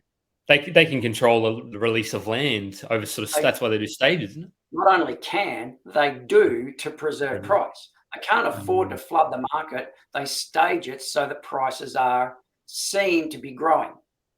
So they will put, and then they can change their price accordingly relative to different costs over a period of time and relative to a desire for more profit. Oh, we didn't make as much out of that. Let's put prices up in the next stage so that we can offset the profit that we didn't make in the first stage. Yeah, as a concept. Anyway, it is the developer that determines the price, not the market. And the developer has enough capacity with enough collateral and capital behind them to incentivize by low-cost entry, long-term finances. And the problem with people buying their first home is I don't have the money or the cash saved to go and buy it right now, and I don't think I'm ever going to get the cash, and I'll take the chance and I'll just go for a cheap entry on low dollars with a high loan. I'm in.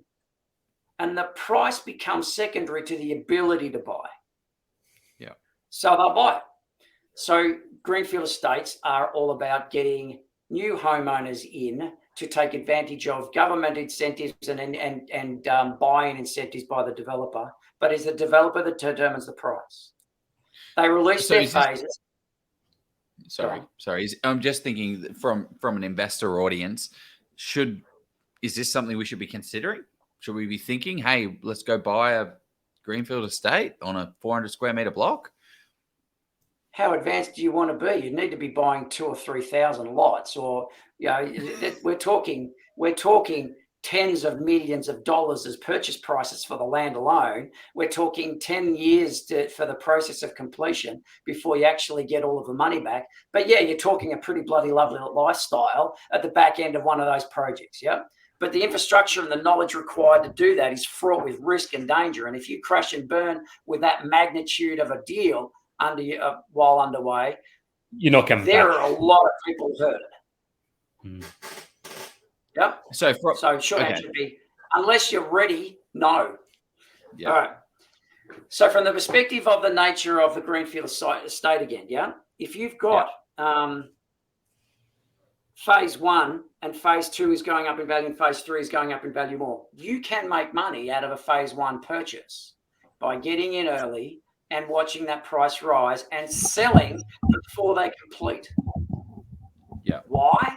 Because once they complete, the market controls the price. Yeah. And this is something you hear all the time with these like spruikers when they're selling it. Now, the reason I asked about should we be buying these sites is because I'm talking more about the individual asset the developer is selling, because a lot of the newbies in investing, that's their go-to, right? Tax depreciation, positive cash flow, all of that kind of stuff off these small little sites. But they're not necessarily the best investments. But you hear this all the time. Hey, I actually own 2 lots. No, from an investment perspective, no. Yeah, I own 2 because this is what the developers say, that I own 2 lots of these. I bought them in. I'm in. You're going to be fine and buy them. But they're in at stage 1. You're in stage 3. But they've already made $50,000, and they're getting a $40,000 commission from you signing up onto that thing. So getting on a soapbox. So apologies. Get off it, Joe. Get off your bloody soapbox. Anyway, we're not talking about in soap relation to a greenfield estate as an investment opportunity, it is a short-term purchase by encouragement. Once the estate is completed, your house is no longer new. Your house is no longer the new kid on the block. The incentives don't exist in your area. It is a market-driven decision around what the price is that people will be buying from you for, or how you value. You want to refinance, bank says it's not worth what you paid for it. It's not worth what you think it's worth. You want to sell it in the open market once the process is complete. The one across the road in the new estate, I can get in for cheaper or less. I don't want yours.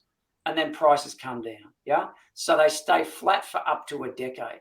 And then they start to equalise and come out. So my encouragement, if you're going to do a greenfield site purchase, it's a 20-year, 15, 20-year hold, but don't expect a lot in the second 10 years. Or in the last 10 years. Great. So short answer, for what you're talking about, Joe, for the support of others and around infrastructure, no, it's the wrong infrastructure. You want to go into established areas where infrastructure is improving, where you've got limited supply already, market-driven circumstances already in that suburb, and money is being spent there. Hey, one of the questions I have is, what are the best bang for your bucks infrastructure spends? So a wind farm for $2 billion. Sorry, a railroad. So are you suggesting railroad or supermarket type stuff? Hospital upgrade, brand new hospital, brand new shop, right. Road, wind farm, oil field, dam inquiry. All of these, like, because you see billions of dollars going into some of these things, but they're not all, $2 billion into a wind farm. Yeah, that's great during construction, but once it's done, it only needs 10 people to survive. A hospital upgrade that's only spending $300 million. Well, shit, that's actually going to mean you're going to get 300 new jobs that are government-based and gonna stick around. So I guess, the question is, like, what do you see as the best bang for your buck when you're looking at infrastructure? What are the things that we should be looking out for to get that short-term capital growth and long-term capital growth? Great. It's all about perspective. Your perspective when you think about this, lifestyle and convenience factor, heads in the area. Yeah? Growth only occurs on those two components. Improve the lifestyle and convenience, or get more heads in the area. Now, if you're going to put an infrastructure in there, such as a multi-story development where it's apartments, yeah, there's going to be more heads in the area. More heads in the area means greater demand, more people around. Shops and businesses are going to benefit from that, which means people are going to pay more to be in those shops and areas, which means there's going to be a better quality of shop or a better quality of tenant, in which case better supply, better convenience factor, and more nicer stuff in the shopping mall than in the shopping strip, in which case this is a nicer place to be, price growth. Yeah. So it's all about the perspective. How does this infrastructure affect the convenience of my life and the number of people that will be in the area? If I get there faster, that's a convenience in my life. Be a convenience for many people. More people will want to be there. Demand goes up, population moves. Does that help with the perspective? It does. I mean, if there's a great hospital upgrade, more people have to go there. If there's a road cutting through the area, demand is going to go down, because the road, yes, it's a new Bruce Highway is getting upgraded. Oh, but it's actually going around your town and you're going to actually get skipped. In which case, great. Yeah, the odds are more people are not going to be in your suburb. So and therefore, do the research. Less demand. So there's going to be less heads, and therefore more convenience from a transport perspective, but lesser quality of environment to be in. Prices will likely decline. All right, so now we get into them drilling down into those suburbs, yeah? Because are we running out of time? Not really. I saw those points, and I want to talk about those as well, because I think there's heaps of value. I want to finish the question that you first asked, which is, what are the things we need to be looking at? Yeah. So we've gone national, we've gone state and city and infrastructure spend. Yeah. And you go where the state's telling everybody that they need to go. Then for, again, actually, Joe, just for you sorry, looking sorry, to buy, just to go back, how do we find that? Like, where do we Google to get the information that you're talking about there? oh, just go to your state government, just Google planning document for city. And just type the LGA. Moreton Bay, what's going on? No. Again, well, you can do a Moreton Bay. I'm talking about macro first. Yes, Right. statewide infrastructure spend. Right, Queensland. Right. Correct.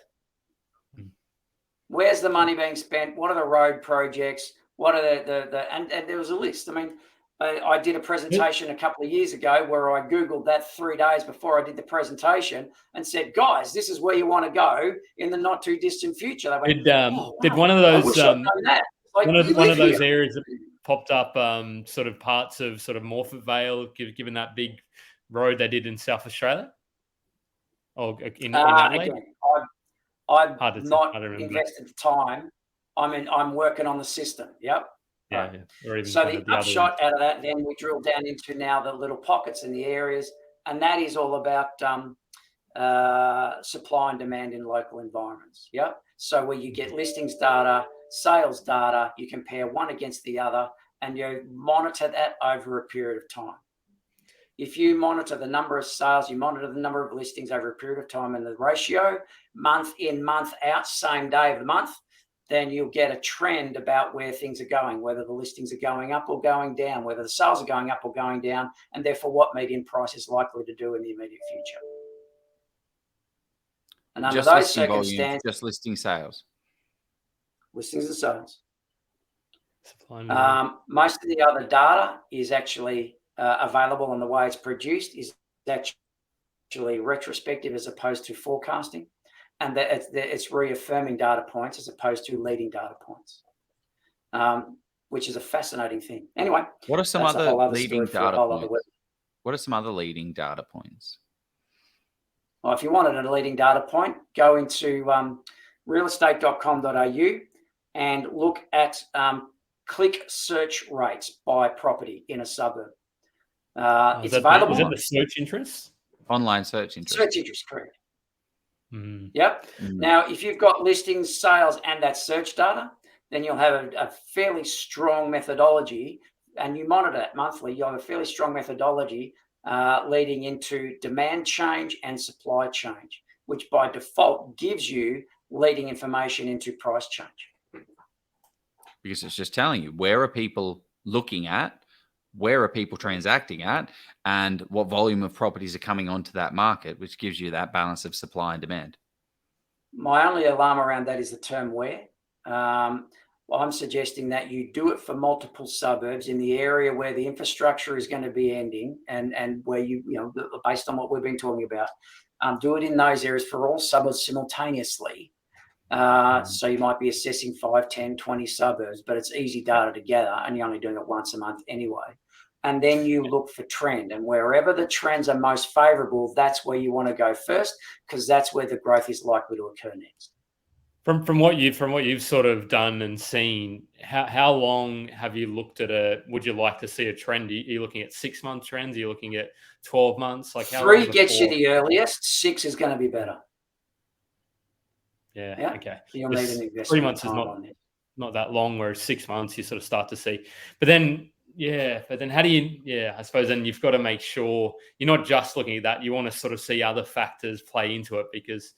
But I mean, that's what you're falling into, right? It is that looking at the wide, looking at the macro state, and then drilling into the suburb the SA3, drill into the suburb, and then we start talking about pockets, which I guess we haven't gotten to yet because we're just not there. No, so once you hit the suburb level, then you're looking at pockets within the suburb. How do you typically look at pockets? Geographical boundaries. So you Google Maps and you look at geographical boundaries. Where are the roads? Where are the creeks? Where are the ponds? Where are the parks? Where are the schools? Where are the railway lines? And they create geographical boundaries. And you'll find within each geographical boundary there is a sub-median price in there. That you'll get wrong side of the railway line, right side of the railway line, wrong side of the freeway, right side of the freeway. You'll get price variance within a suburb. Your job, in order to be able to buy well and know what prices are, is to do enough research on historic data and historic sales prices to determine one pocket against another and the median price or the price that you can expect to pay there.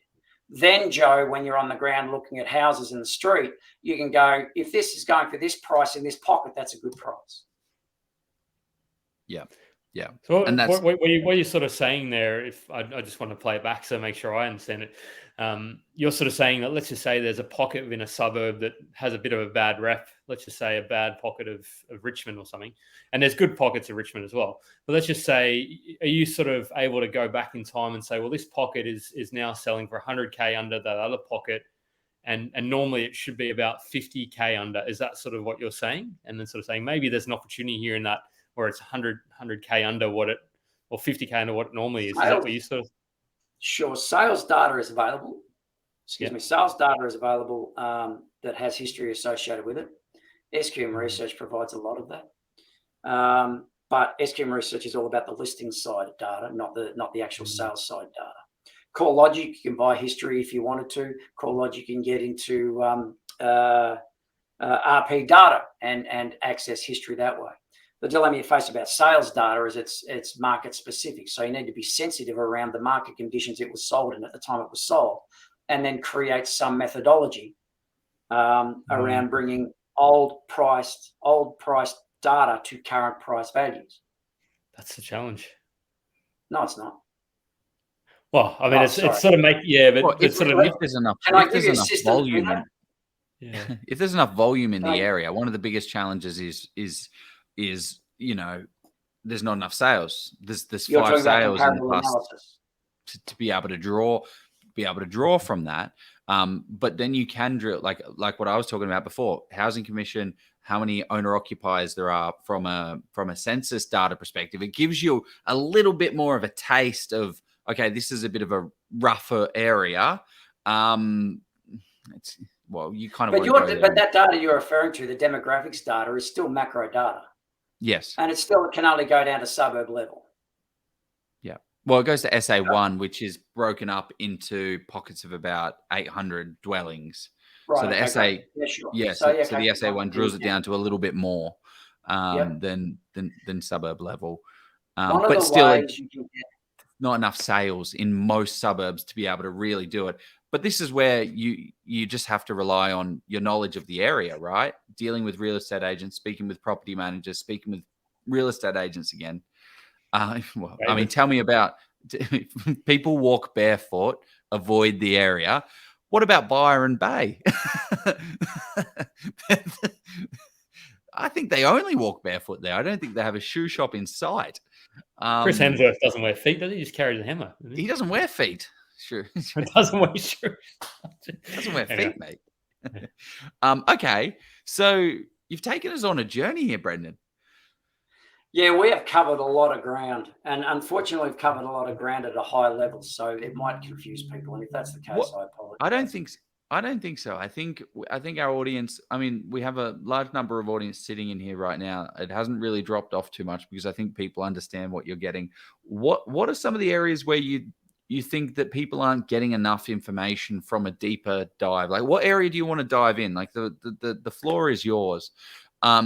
Where can we dive in more that you feel that there's not enough attention, that we can go in a little deeper? So if anyone doesn't want to go down into the dirty detail, feel free to leave now, but we're going to the dirty detail. So how much time have we got then? Mate, the time is your time. The fact that I'm going to say probably about half an hour. Probably half an hour. Half an hour? No, we don't. We don't have half an hour. We got 15, 20 minutes. Okay, right. Well, we're going to do Q&A as well, Joe. So yeah. Oh, well, people throw you questions. We haven't got too many questions. We've been answering them, but give us the dirty details. What do you want to? What? Give us it. Go on, Brendan. Treat us. Yeah. Put him on the spot. I've actually given a pile of gold today around what you can do and how to think about it. But again, we've crossed a lot of ground. I guess from the perspective of the intent of what we wanted to get out of today, it's the ability to be able to pick a strategy that works for you. And it really does come down to, what are my skills? What do I like to do? What don't I like to do? What cash have I got to play with? What's my borrowing capacity? What are my goals? What do I want to achieve? Yeah. And if you've got that sort of stuff in play, then you can start to make decisions that are best going to suit you for the sort of property you take on, whether it's a passive strategy, negatively geared, passive strategy, buy and hold, positively geared, whether it's a add value strategy, buy ugly, make pretty, sell, whether it's a subdivision you want to throw, something along those lines, that might serve you best. It depends on the goal that you're looking to achieve. If you want to get out quickly, if you want to get out within 5 to 10 years of the work that you're currently doing and live a life that's based on property, not based on an exchange of time for money, then buy and holds aren't going to do it. But if you're young enough and you have time, buy and hold won't do it. If you're young enough and you have time on your side, 20, 30, maybe 40, and you're looking and happy to work until 65, 70, then buy and hold's likely to give you what you want as an indicator of possibility relative to you pumping money into super as well. So it depends on the lifestyle that you want to live on the journey, the speed with which you want to get out of your current circumstances into a property full time, let's say, or property as a lifestyle choice to live off.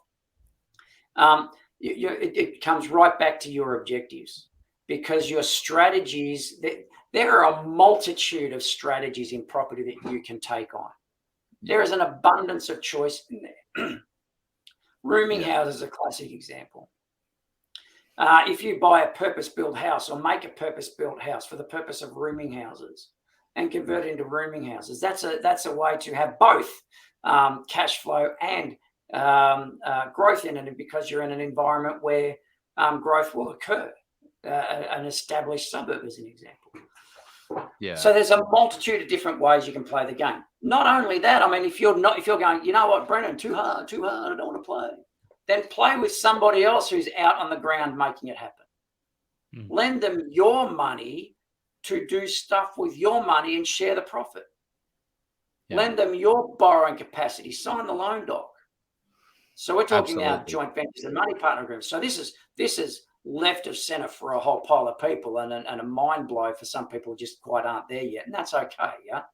But the point is, there is a multitude of opportunity in property should you wish to do it, but the responsibility is on you to determine and investigate it. And my encouragement is to do that. What are you? Hey, we've got. We're going to hit a point where we talk about the top 10 suburbs that we pulled together. Oh, were we? Oh, well, no, we'll scrap that. Don't worry about that. Unless people want it. Do people want? Oh, you want to know where the top 10 suburbs of Australia are going to be right now? Okay. If you got time, I mean, let's go. Let's do it. What are the top 10? All right. I feel like you've brought this out of nowhere. He's mentioned it to nobody, and all of a sudden he's pulling the magic. That, young man. Oh, we got a couple of yeses here, which I deposited this into, so that you can have a look at it in advance and say, you know what, we'll play this game. So I'm going to share the screen for a second. You okay if I do that? I didn't actually look at it. Please, yeah. I didn't. No, I get that.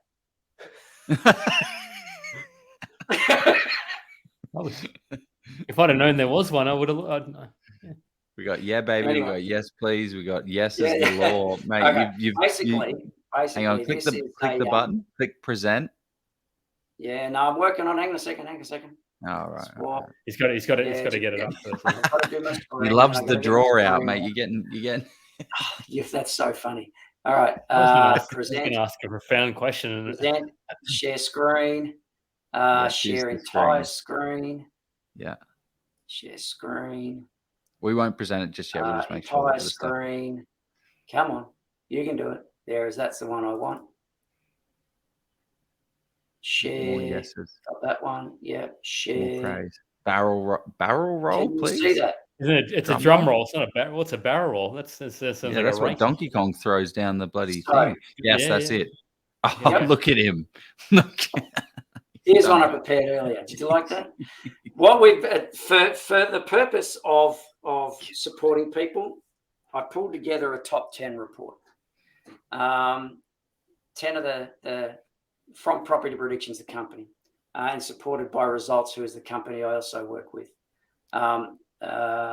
We've got a top 10 report. Do Do you actually have the report? Like, because I want to look at one or two. Like, can we give a teaser for people? Because I want to see which number do you. But that doesn't make it the top 10. It makes it the top 8, then, doesn't it? That's true. Yeah. He's not wrong. All right, I'll give you one. You go on. Okay, yeah. Which yeah. Oh, what's your favorite? No, what's because obviously you've looked at these top 10 and you've gone through them. Yeah. What's your context? favorite?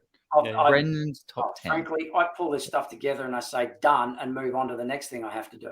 So I don't know what the 10 are. I'm going to have to open the report and find out and read them. And I will. Yeah. My point. There's 2 in New South Wales, 2 in Victoria, 2 in Queensland, and 1 in the other states. And there's actually 11 of them, not 10. But if you do that bit.ly thing, you'll get that download. You'll get that report for free. It'll come to you. I flag. It's an exchange of email address for that. And what you can also get out of that is, can I move that? Hide that. If I can move that, I can't move that. What you'll also get is one of our investing mentors to come out and say hi if you want. So if you want to talk to a property mentor that you've never talked to before, someone who's got a clue about where you might want to go and just have a chat, then by all means, get that bit.ly code, click on the appropriate links, and then seek information if you so wish. So, gentlemen, thanks for that. All right, now let's pick one, yeah? You want to do that? Let's pick one. Pick one. All right. That's probably the best warm-up to a sales pitch that I've ever had. That got me. You got me good. You got me good. I'm excited. All right, okay. Hang on, give me a second. I got to find it. I'm on the hook. Top 10 reports. And Joe's worked in sales for a long. How long are you working in sales? 15 years. I've spent a long time in sales, and I didn't see this coming, and I'm not upset. Okay, good. And it wasn't that it wasn't there to show you. All right. Yeah, exactly. It does exist. Exactly. It does exist. So for those who are in, now where do we go? Sub 1 million. Let's go sub 1 million. All right. So I'm going to go for one of them in New South Wales. One of the growth prospects that exists in New South Wales as a suburb right now. He's sharing. I think he's not sharing. No, it's not. He's looking at the report. I'm going to talk to him. Yeah. Is Salamander Bay. Oh, Salamander Bay. Interesting. Delicious. Okay. That's an issue. Yeah. So there's statistical data behind that. Yeah, I was going to say, can we talk to the methodology to get to Salamander Bay? Like how do we get to Salamander? Again, Property Predictions has a database. It's been gathering data for decades. Well, actually more than a decade. And there is a set of algorithms in the background that take a whole pile of factors into consideration: listings, sales, median price, days on market, vendor discounting, rent, etc. And we're able to forecast movements on all of these trends based on historic and current data and relationships between data points. And it's broadly accurate. So we can stand proud and we produce these reports for people to investigate. But it is just a trigger for a direction. Your job is still to do the work on the ground. Don't just simply go down there and buy something at random in that suburb because Brendan said. It's counterproductive. But from the perspective of you, Joe, relative to what you're attempting to achieve, see if you and I played together through, let's say, Property Predictions is the one. If you and I played, I could go, mate, what do you want to know? Where do you want to go? And we could then start to talk on stuff, and I could give you some insights that the database could produce. But as a part of results, members get access to a number of reports that Property Predictions produces for free. So, if you're interested in talking to a property mentor for that, go for it. I want to actually, just before you go to that, Jeff, I wanted to ask this question because it was a really good one. Because I want to hit some of these questions and then I want to learn a little bit more. If you're stuck on an island with a whole, you're stuck on an island, but you can only bring. You are stuck with 3 data sources. Let's say 5, because I feel like 5 is a good one. to understand your investment decisions. So that's all you've got. You've got a computer that has all the data in the world, but you can only look at 5 data sources. Which ones would you choose? What are your go-to data sources? Now, we're not talking macro here. We're talking more micro. We've already decided where we're going. We know what state we're in. We understand the infrastructure spends, but from a kind of mid-cro and micro, I guess that's probably the way to say that's it. The word, I get it. Yep. What are we doing? What are you thinking? You're on 5 data sources. And again, great. And my question still goes back to, well, why am I buying it? What do I want to do with it? What's the strategy I want to adopt with it? Is it short-term win I want cash, or is it a long-term hold? Let's go for long-term hold, yeah? Yep. All right, because that's the predominant conversation we've been having, based on a long-term hold. Based on a long-term hold, if you're looking for 5 data sources, one of them would have to be infrastructure spend based on state government planning. So you would want the state government planning document. Okay. 1. Done. You would want, I don't think you want anything from the ABS data stats. So I think all that stuff you could find out on the ground when you're there. Okay. And you could understand that, and you'd interview real estate agents around that, because I'm limited in the data I'm allowed to have. Can't have it all, mate. You would want sales.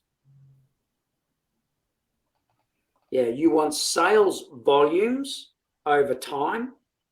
So a data source over a period of time, sales volumes. You would want the capacity to access sales history, sales price history, because I've got to know at a pocket level what the prices might be. So really you'd want to know and be able to get into that data. So we're talking medians here? Oh, no. I'm talking actual sales. This 8, 1, 2, 3 alphabets sold for. 1, 2, 5 alphabets sold for. Data. Without that, you're shooting blind in a suburb, and you can't afford that. Yeah. So on the absence of awful, got infrastructure, we got sales volume. history of individual properties. Yeah. Sales volumes. The infrastructure spent. You need access to what's on the market, so you've got to have listings. Well, you find out what to ask. What, you're going to door knock every house and say, "Are you up for sale today? Are you up for sale today? Are you up for sale today?" So you got to, if you don't want to do that, you've got to have listings. So what's on the market right now? So that's 4. So you've got listings on the market right now, sales volumes. The last one's going to have to be median prices, so that you know the suburb drilling down from the macro document. So you've got the document, median prices, sales volumes, sales history, and current properties on the market. That would be enough for you to go, I've got a grip. And the rest you do on the ground in conversation with real estate agents. It's a solid performer. I mean, and all of this, everyone has access to. Access. Yeah, it's all free data. It's all real estate doc. Yeah, definitely. Realestate.com gives you all of that. SQM gives you all of that. Well, not the state government stuff. But the state government planning, they give it to you anyway. They offer it free. Just Google it. They want to. Yeah. They love to. They love everyone to have it. I want everyone to know where they're spending all this amazing money. The challenge with people is that there's so much out there, so much to think about and look at, is that we actually just can't focus on those 5 things. That's the key. That's the key challenge. Like I saw somebody in the group today. They posted they wanted to know what people's thoughts on Toowoomba was, and then 2 hours later they were saying what are people's thoughts on Armidale in New South Wales, not WA, because we know Joe's thoughts on Armidale and WA, but I think it's an up and coming area. A few Commodores on here and there. And I just, to my point there, it's just how do you actually kind of develop any sort of thesis if you're sort of jumping from one suburb to the next in very different areas. I would say Toowoomba versus Armidale, maybe not in that circumstance, maybe they're more similar than what I think, but let's just say you're jumping, they're probably doing it based on price points. Well, it But sounds like they probably haven't done the macro first, right? They haven't identified what that top level research is that Brendan's talking about, or is it something else, Brendan? What do you see that? Well, again, stops. you don't look for a property because you can go and find it. You look for a property because it serves a purpose. You look for a property because you've got a budget to meet. You look for a property because you've got a price point to match. Heat map.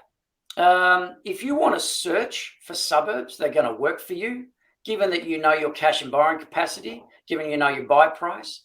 You relate that to median price. I want to buy under median. Therefore, if I can afford something at 500, I'm looking at median suburbs of the order of 520 to 600. And then I'll just negotiate my way into a great property at 500 within the suburbs that are more expensive. That way gives me an edge. You know what? If I'm going to go for, let's call it a 550 suburb, great. Where am I going to find a 550 suburb? There are two sources to find that information. One, CoreLogic mapping the market. Get on that website, click on your city, and you'll get a heat map of suburbs available to you and what their prices are approximately. And you click on any of those suburbs and the data for the median price, latest known data, will come up. The other one is YipMag, Your Investment Property Magazine. Get onto their mailing list. You'll get the YipMag magazine once every month, once every 2 months. Get into the statistics at the back, look up the suburbs and scroll your finger down the page of all the median suburbs at 550 in the area of state you're interested in. Yeah, and that way you've zoomed into, of all of the suburbs in my city that I live or I want to look in, I now have a 10 or 15 of the right median price for me. Cool. Then you drill down into, well, what's happening in each of those suburbs? I know. What if I get the listings data, sales volume data, median price data? I'm on that for 3 months. That's going to give me an insight into what's happening in there. Get into ABS, do some statistical analysis. What are the demographics here? Have we got 85-year-olds living in the streets with walking frames everywhere and broken knees? Or do we have kids on hips and young screaming children and rugrats hanging around cafes? What is it that we're interested in? Who are we trying to cater our purchase to? What does a rental want? We need to get you back on, Brendan. This is not enough. This is not. I don't have enough Brendan in my life, but I don't have enough hours in the evening. This is some of the comments that we're getting here. You've blown all the hidden gems I've looked for so long. Thank you very much. You are this is your target audience. But it's 100% true. You can absolutely go out there and make this happen for yourselves as a property investor. It doesn't take too much, but it's a framework. But I guess one of the things that I wanted to talk to you about, Brent, one of the questions I have is, you must see this all the time where people get motivated and excited and then they go for it and then it wears off.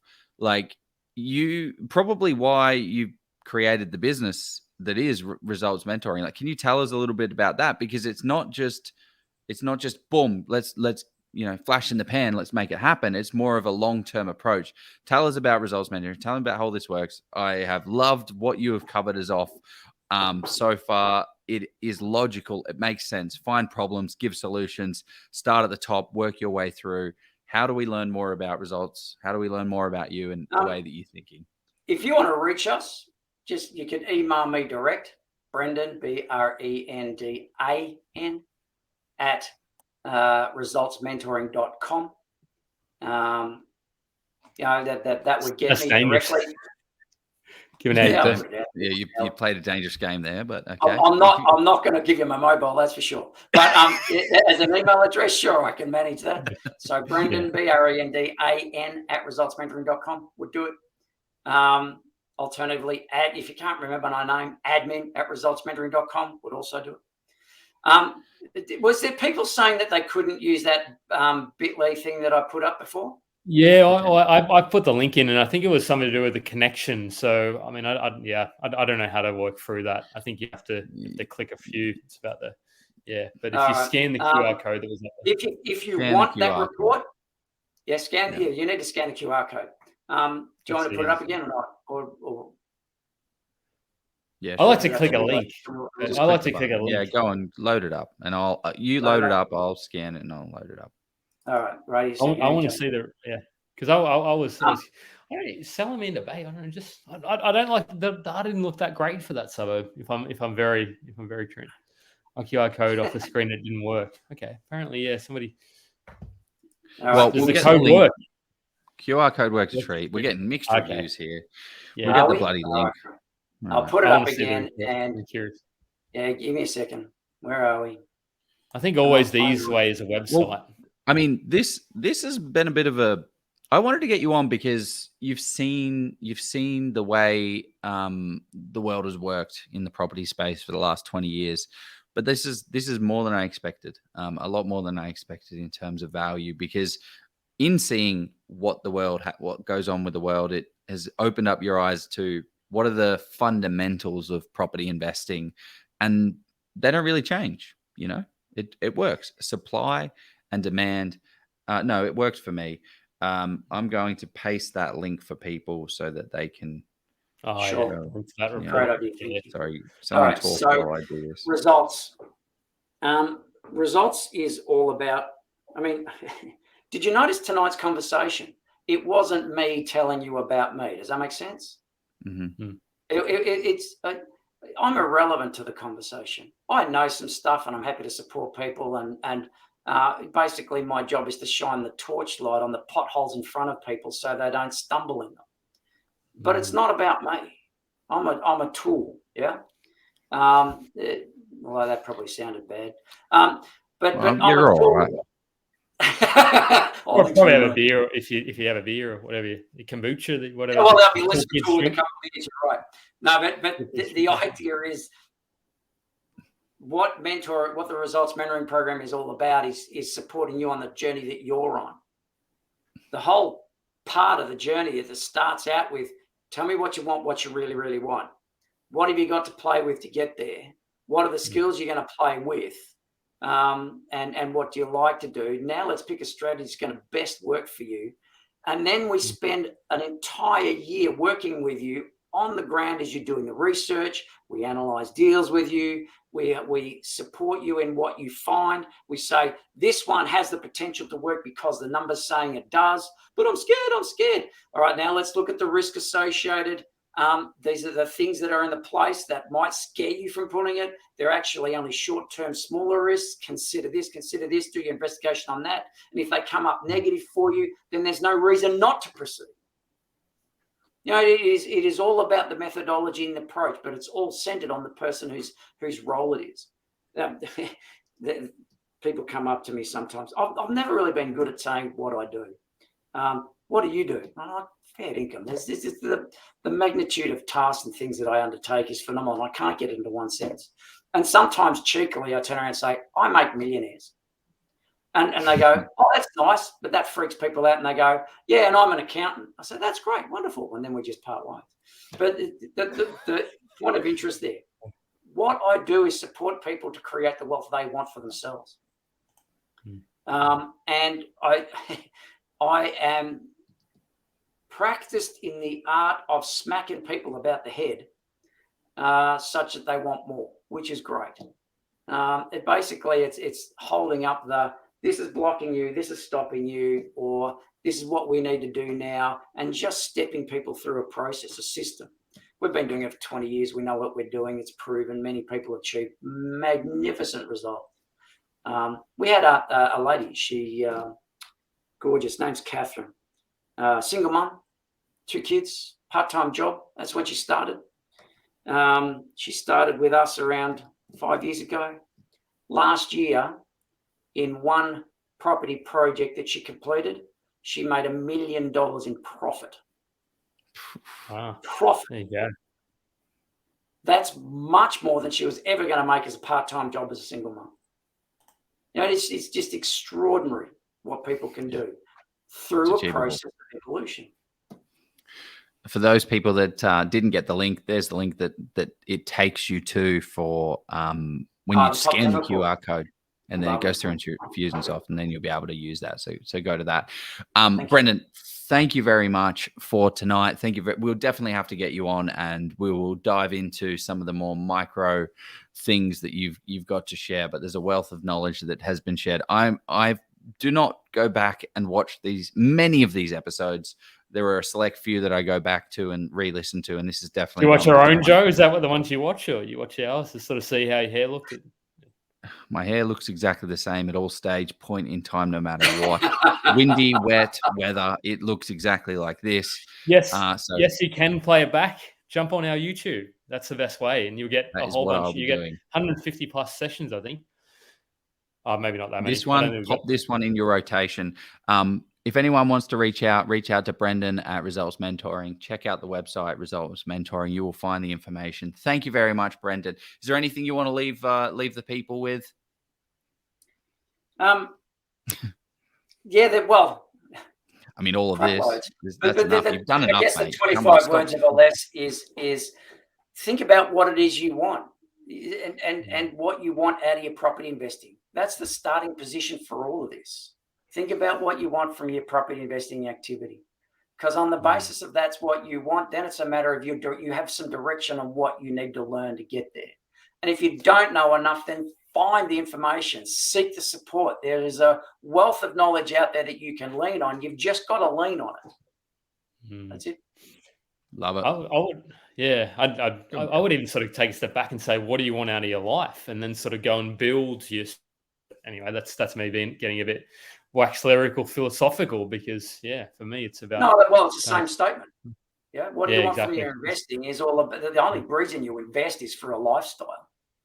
Yeah, you don't do it for sport. I'm not I don't own property just for the purpose of providing rental accommodation. I own property for the purpose of being able to create the funds I want for the lifestyle I want to live. Love it. I just happen to be able to provide rental accommodation at the same time.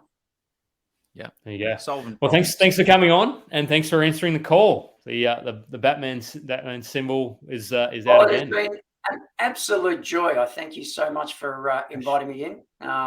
You guys are great to work with. I love the banter. It's heaps of fun, and you've been generous enough to allow me to flap my gums. I really appreciate it. All right, I love it. Flap your gums more often, Brendan. Let's go do it, guys. Let's go buy property. Set yourself up for a wonderful strategy and make it happen for yourselves. Catch you later. See you, team. Stay well.